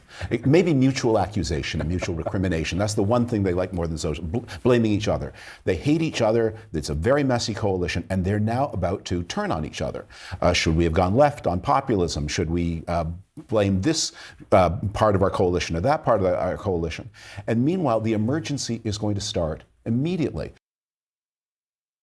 The truth is, now that Trump will be the 47th from next year till, the next 4 years, the economy is going to be booming. Things are going to get better. Is Joe and the Democratic Party going to take credit for his economy? Because that's what they're saying. They're saying during Trump's first term, it was Obama's economy. So now when Trump comes in, Bitcoin is almost at 100K. Are we going to give Joe that, or are we going to give it to Trump? Because these people would never cease to amaze me. All right. The House Hello, and the everyone. Senate This is Outnumbered. done. I'm Kayleigh McEnany here with my co-host, Harris Faulkner. Also joining us, Carly Shimkus, Fox & Friends' first co-host. Cheryl Casoni, Fox Business anchor and host of American Dream Home on Fox Business. And Jeremy Hunt, Veterans on Duty chairman and former Army intelligence captain. Thank you for your service, Jeremy. Well, we begin with a look at what some are calling the Trump effect. Yeah, it's already happening. It appears to be unfolding in the wake of his landslide victory in just 6 days out. Well, within 72 hours, that short little window of becoming president-elect, look at all that's happened. Trump appointed the first female White House chief of staff in U.S. history, the Party of Women. And here's a live look at the Dow as it hits a new record high, along with the NASDAQ and the S&P 500. That's right, economic gains. And then the latest migrant caravan that was heading towards our border shrunk by half. Reuters is specifically citing Trump as the reason many of these migrants turned around. New York City announced it would stop giving free debit cards to migrants. That happened too. And yet, looking abroad, Hamas says it wants an immediate end to its war with Israel. How about that for timing? And Trump has already spoken to Ukrainian President Zelensky, and Russia says it's ready to talk with the president-elect about the war. The European Union, meanwhile, is considering replacing Russian oil with oil exported from right here in the USA. And listen to this, the Taliban wants to start. Ladies and gentlemen, thank you for tuning into the live stream. You know what time it is. It is your boy, Genesis. Double tap your screen twice and subscribe to the channel. Thank you very much. God bless you. This man is not even in office yet. He won the election when? November 6th or 7th, right? Because the election day was November 5th. So let's say he won November 6th in the morning. Today's date is the 12th of November. So that's what? 7, 8, 9, 10, 11, 12. This is in 6 days. In 6 days being the president-elect. Ladies and gentlemen, we are up for a good start, guys. In the next 2 years, when we're doing these shows, everybody will be like, man, I just bought my house, Genesis. And I'll be telling you the same thing, okay? This is going to be a successful time for us, okay? Start a, quote, new chapter with the U.S.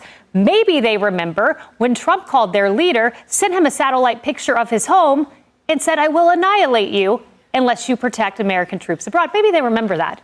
And even China announced its hopes for a peaceful coexistence with the U.S. So much for invading Taiwan. I thought that was coming. All that in 72 hours, and Trump will still be president-elect for another 70 days. Look, Harris, it really is remarkable what not even being president will do. Reuters said this, and this is a Wire publication. A caravan of thousands of migrants traveling through Mexico with the hopes of reaching the U.S. had shrunk to about half its original size as many migrants grapple with their prospects following Trump's victory.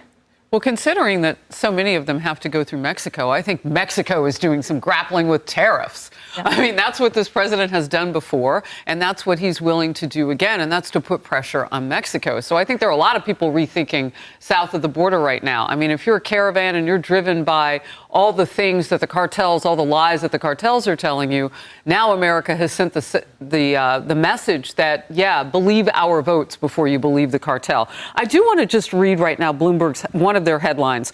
With Trump win boosting stocks, investors are hunting for next winners. I don't know if you caught, Cheryl Casoni was like cheering over there in terms of what what Wall and Broad are doing right now on Wall Street. Because there is this effect that you were talking about on people thinking, okay, prosperity for America, we could see it. No doubt about it. Look, Tom Homan, of course, is now the new border czar. Remember, that's the title that Kamala said, I don't want to be border czar. Well, Tom Homan will be it. And here's what Tom Homan said on 60 Minutes. We have seen one estimate that says it would cost $88 billion to deport 1 million people a year. I don't know if that's accurate or not. Is that what American taxpayers should expect? What price do you put on national security? Is that worth it?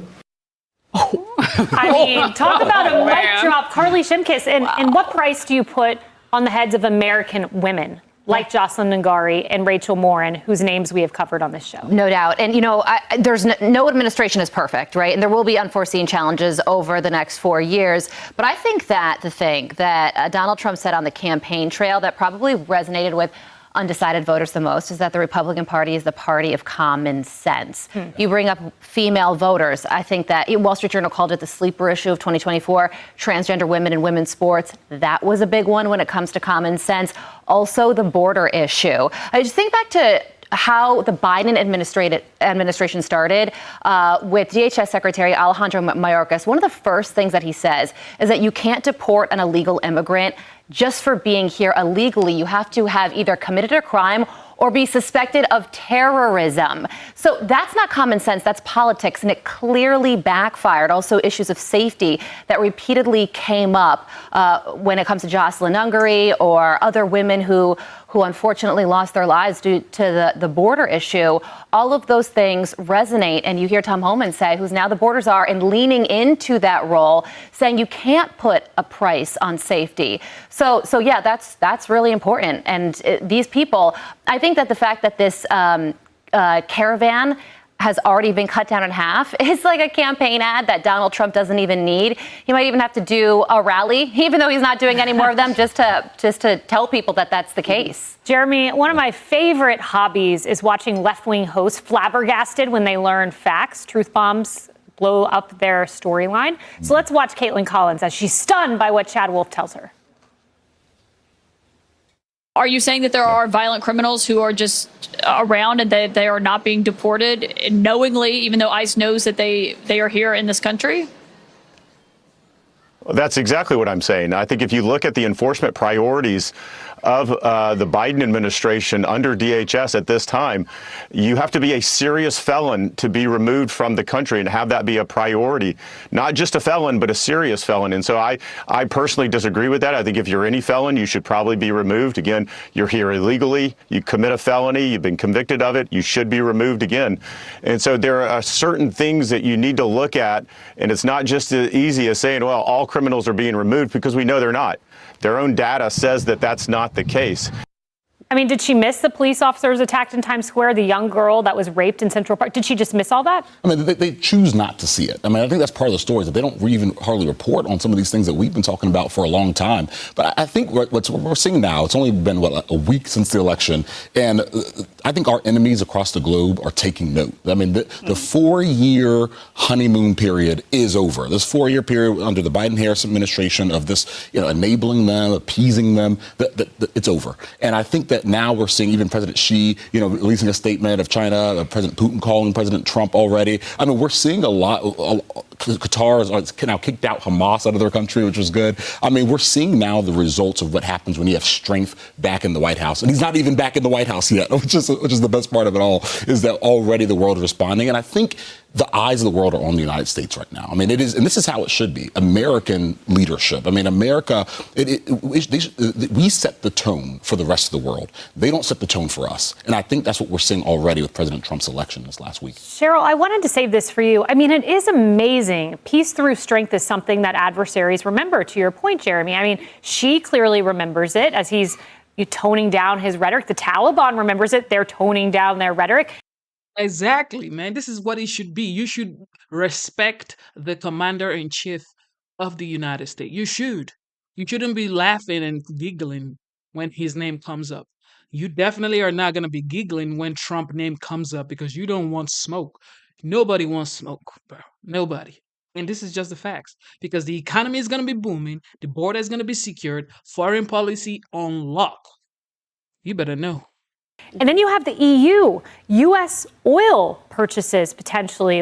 Economically, this is a huge boom. It's going to be a job creator in this country. We're talking tens of thousands of jobs that could be created in the energy patch in this nation, good, high-paying jobs. One of the things that Biden did that really hurt our domestic energy production was he restricted LNG exports. That hurt Europe. Where did they have to turn? They had to turn to Russia. They don't have to do that now. They can come back and they can look to us to help them out, and that will be good for us. I mean, it's Pennsylvania and other parts of the country. What happens with Keystone? The Keystone Pipeline, guys. Are we going to go back to that? We could. Are we going to go back to more fracking, more drilling on our land? Yes. As for the markets, and that's why I was doing a little happy dance with Harris earlier, is because you're going to have any gains today for any of the NASDAQ, the Dow, the S&P is another record.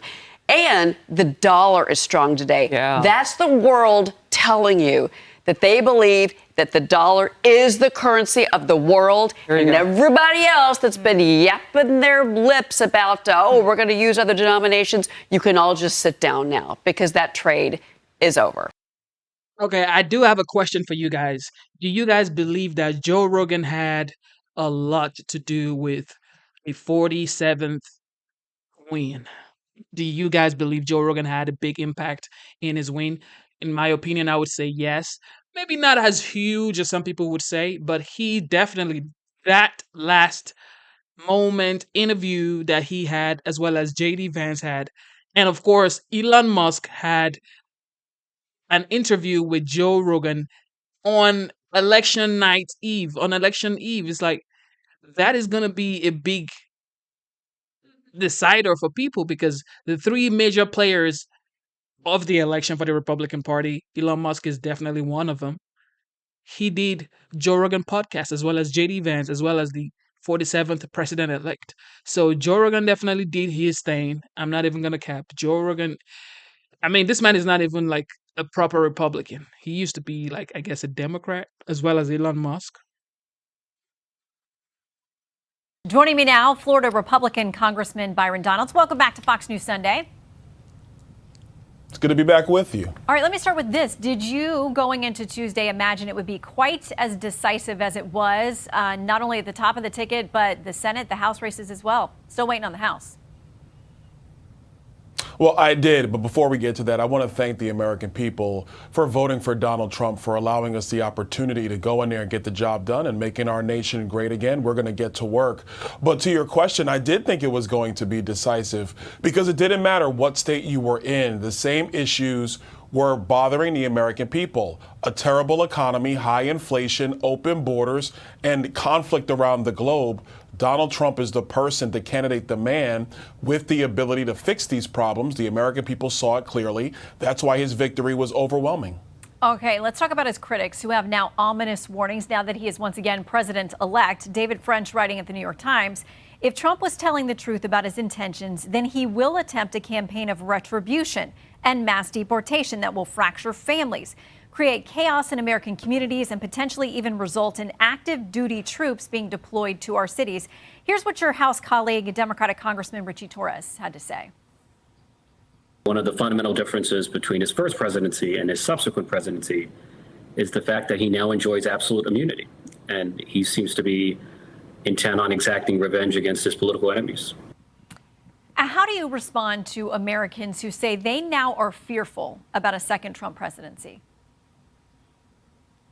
For the American people who've been listening to these lies from the Democratic left, I would tell you this is not something that Donald Trump has ever spoken to or he's committed to whatsoever. There's no enemies list. I mean, yeah, there are people who've been opposed to him, but he is focused on the American people. Job number one is securing our border and beginning the process of deporting illegal immigrants out of our country.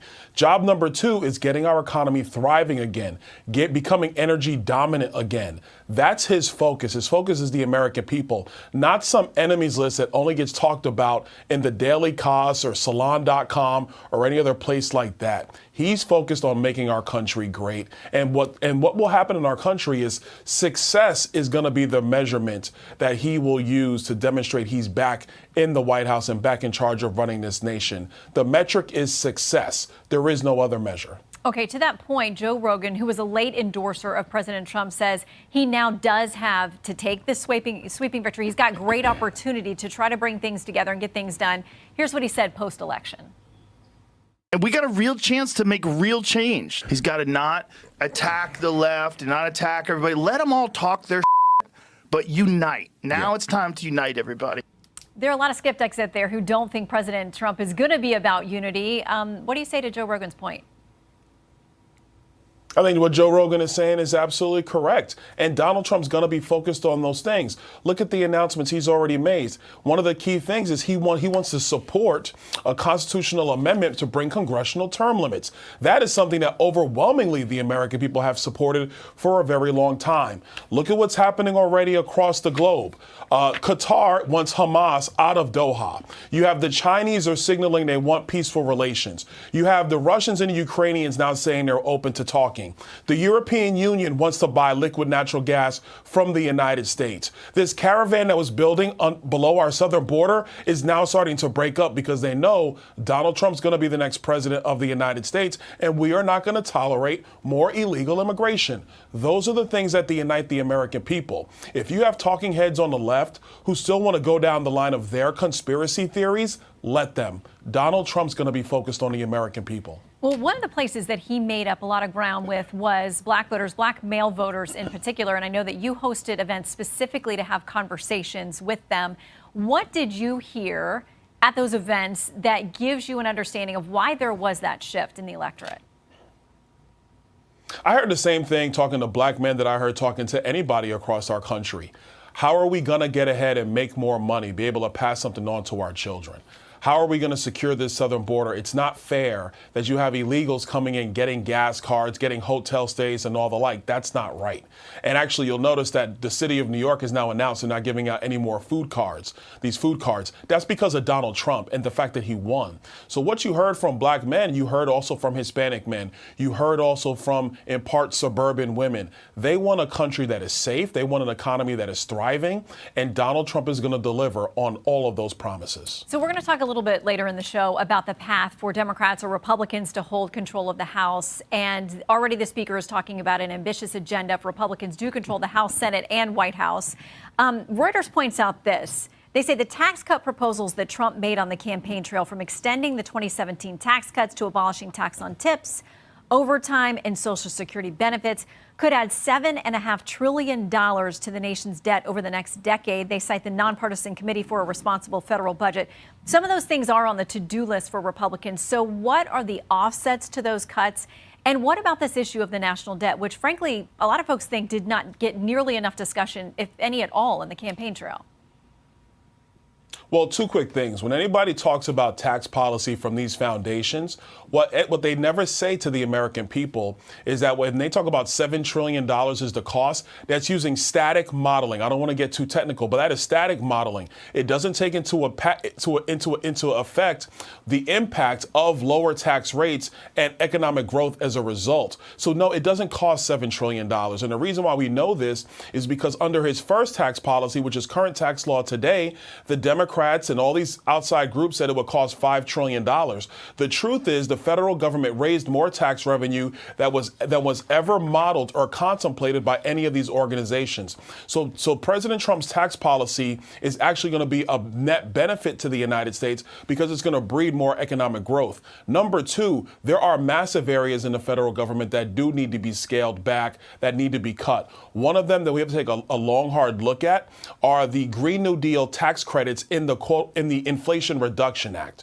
We need to look at those because they told us in D.C. it would cost $276 billion. Well, if you go talk to Goldman Sachs and anybody on the street, the value is actually $1.4 trillion. So if you want to find money to pay for tax policy so we can grow our economy, so working families can get ahead with no tax on tips and no tax on overtime, how about we get rid of the Democrat spending boondoggles that came in under the last administration? I want to make sure I ask you about something reported by the Daily Wire. They broke a story a couple of days ago about FEMA. My home state is, as well as where you serve, Florida, and your district has been hit very hard by numerous big storms the last couple of years. Daily Wire reporting that people were told when they're out canvassing in Central Florida looking for people who may need help, that FEMA workers were told to avoid homes that had Trump symbols or Trump flags. FEMA responded to Daily Wire saying this: "We are horrified that this took place and therefore have taken extreme actions to correct this situation." Governor DeSantis says he's launching an investigation there. What extreme actions do you think should be taken? And is that something Congress gets involved with? Anybody involved with that should be fired immediately, not asked to resign, not brought in front of a congressional hearing. They should be fired immediately. We are not going to have a country where we're going to decide who gets help and who doesn't based upon who you support politically or what you look like or anything else. Secondarily, when it comes to FEMA, my recommendation for the Trump transition team is that FEMA becomes a standalone agency that directly reports to the White House. You have to get it out of Homeland Security. That agency is a massive labyrinth with a bunch of different departments. FEMA should be a direct report agency to the White House because when disaster recovery needs to take place, we need quick answers out of FEMA, not bureaucratic ones that go through the labyrinth of federal departments. My district dealt with this firsthand a couple years ago during Hurricane Ian. It was very hard to get answers out of FEMA, still somewhat hard to get answers out of FEMA. I think if you talk to any governor, they would agree with this. FEMA needs to be a direct report agency to the White House. That way, the people of America, when disaster strikes, they know that this has the first priority of the president. The president has eyes on it, and they're going to get the help that they need immediately. Well, we know folks in your Wow, Byron is definitely a very smart person. And what is FEMA? What is going on with FEMA? What is going on, guys? What is going on? That's not right at all. If that's true, that's just not right. That's absolutely bad. Let's see more. Florida Governor Ron DeSantis says there will be a state investigation into the FEMA official who instructed disaster relief workers to avoid homes displaying Trump signs in the wake of Hurricane Milton last month. FEMA Administrator Deanne Criswell released a statement reading in part, "We take our mission to help everyone before, during, and after disasters seriously. This employee has been terminated, and we have referred to the matter to the Office of Special Counsel. I will continue to do everything I can to make sure this never happens again." There are calls in both the Senate and House for investigations into FEMA. House Oversight Chair James Comer is calling Administrator Criswell to testify before his committee. And in a letter to the DHS Inspector General, Senator Hawley writes, quote, "Screenshots of FEMA's aid logs show that workers did in fact skip an estimated 20 homes in their canvassing routes, explicitly stating the only reason as Trump sign, no entry per leadership. This is wholly unacceptable." For more on this, let's bring in South Carolina Republican Congresswoman and member of the House Oversight Committee, Nancy Mace. Congresswoman, welcome. Thank you for having me today. So what are your expectations? You are on the Oversight Committee. What are your expectations when the FEMA administrator comes to testify before your panel? Well, FEMA was very quick to say this was an isolated incident, but I'm quite a bit skeptical of that. I want to know how they can affirm that it was isolated and didn't happen anywhere else. I've heard from people throughout the Southeast who applied for that $750 FEMA relief check and were denied within an hour of applying for it. And so I have many questions for FEMA and how we literally clean up this mess. It appears you're on track to have a majority in the House to go with a majority in the Senate and also a Republican in the White House. So what are your expectations for what can get done over the next 2 years? First thing I want to say is I have such great pride in my fellow countrymen. This was an absolute mandate to cut taxes, to deport those who are here illegally, and to protect women. My biggest concern right now is to make sure that we as Republicans will have a supermajority, that we don't swindle this, that we do a better job this time than last time, and we put Trump's agenda first. And that means we need to ensure that cabinet members who are confirmed, those who are going into the administration, those who are leaders of the party in both chambers, have his agenda first and won't thwart it, won't try to subvert it, that we have people who will put the American people first no matter what. Typically, when you hold the majority, the House Speaker would return in his role. Do you expect any challenge to Speaker Mike Johnson? I don't see any challenges of leadership right now, at least for the speaker's position. And again, my concern and where I'm going to be voicing my opinion will be to ensure that everyone in both chambers is putting Trump's agenda first, which means we're going to put the American people first for once in a really, really long time. Your subcommittee is planning to hold a hearing on unidentified anomalous phenomenon, exposing the truth, what we used to call UFOs.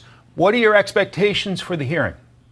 Well, we have a former admiral, member of the military. We have someone who's a former person at NASA and some other scientists. I'm very much looking forward to trying to get to the bottom of this. And in fact, as soon as I get off air, Mike, I'm going to be talking to a whistleblower to try to pinpoint what questions we want to get, what information we want to get out of this. I think it's really important that we have scientists and experts and people who've seen some of these unknown phenomena and can tell us what's really going on and how much the government is spending on it. When there's being money spent towards these things, if there's nothing there, then why is the U.S. government hiding it from the American people? That's my number one question today. And what do we have if we have anything at all? Congratulations on your victory, being sent back to Congress for a third term. What were your keys to victory? Well, I talked about inflation and spending, which is the fault of both parties. Obviously, illegal immigration and women's issues were center mind for a very purple district. And one of the things we did, Mike, last week is we kicked out a sanctuary sheriff who was letting illegals back out onto the street, including pedophiles and those committing sex crimes. And so illegal immigration was absolutely on the ballot, like women's issues. And we work really hard to pull out a win. And I'm deeply humbled to serve South Carolina. Whew. All right, ladies and gentlemen, we have come to the end of the live show. You know what time it is. Double tap your screen twice to give this video a like. You can give me a tip on the link up there. If you see the link somewhere here, I don't really know because as of now, I am not monetized. Hopefully I am by YouTube. God bless YouTube. Hopefully. And yes, yes, yes, y'all. Instead of looking for perfection, seek for consistency. Never give up on yourself. Never give up on your dreams. Never give up on God. Believe in yourself. Believe in your dream. Believe on God. Believe in God. Okay. All right. Thank you so much. Thank you. Thank you. Thank you. Thank you. It is your boy Genesis. I am signing out. God bless you. God bless the moderators in the chat, and God bless the United States. And thank you to all veterans. Okay. See you soon.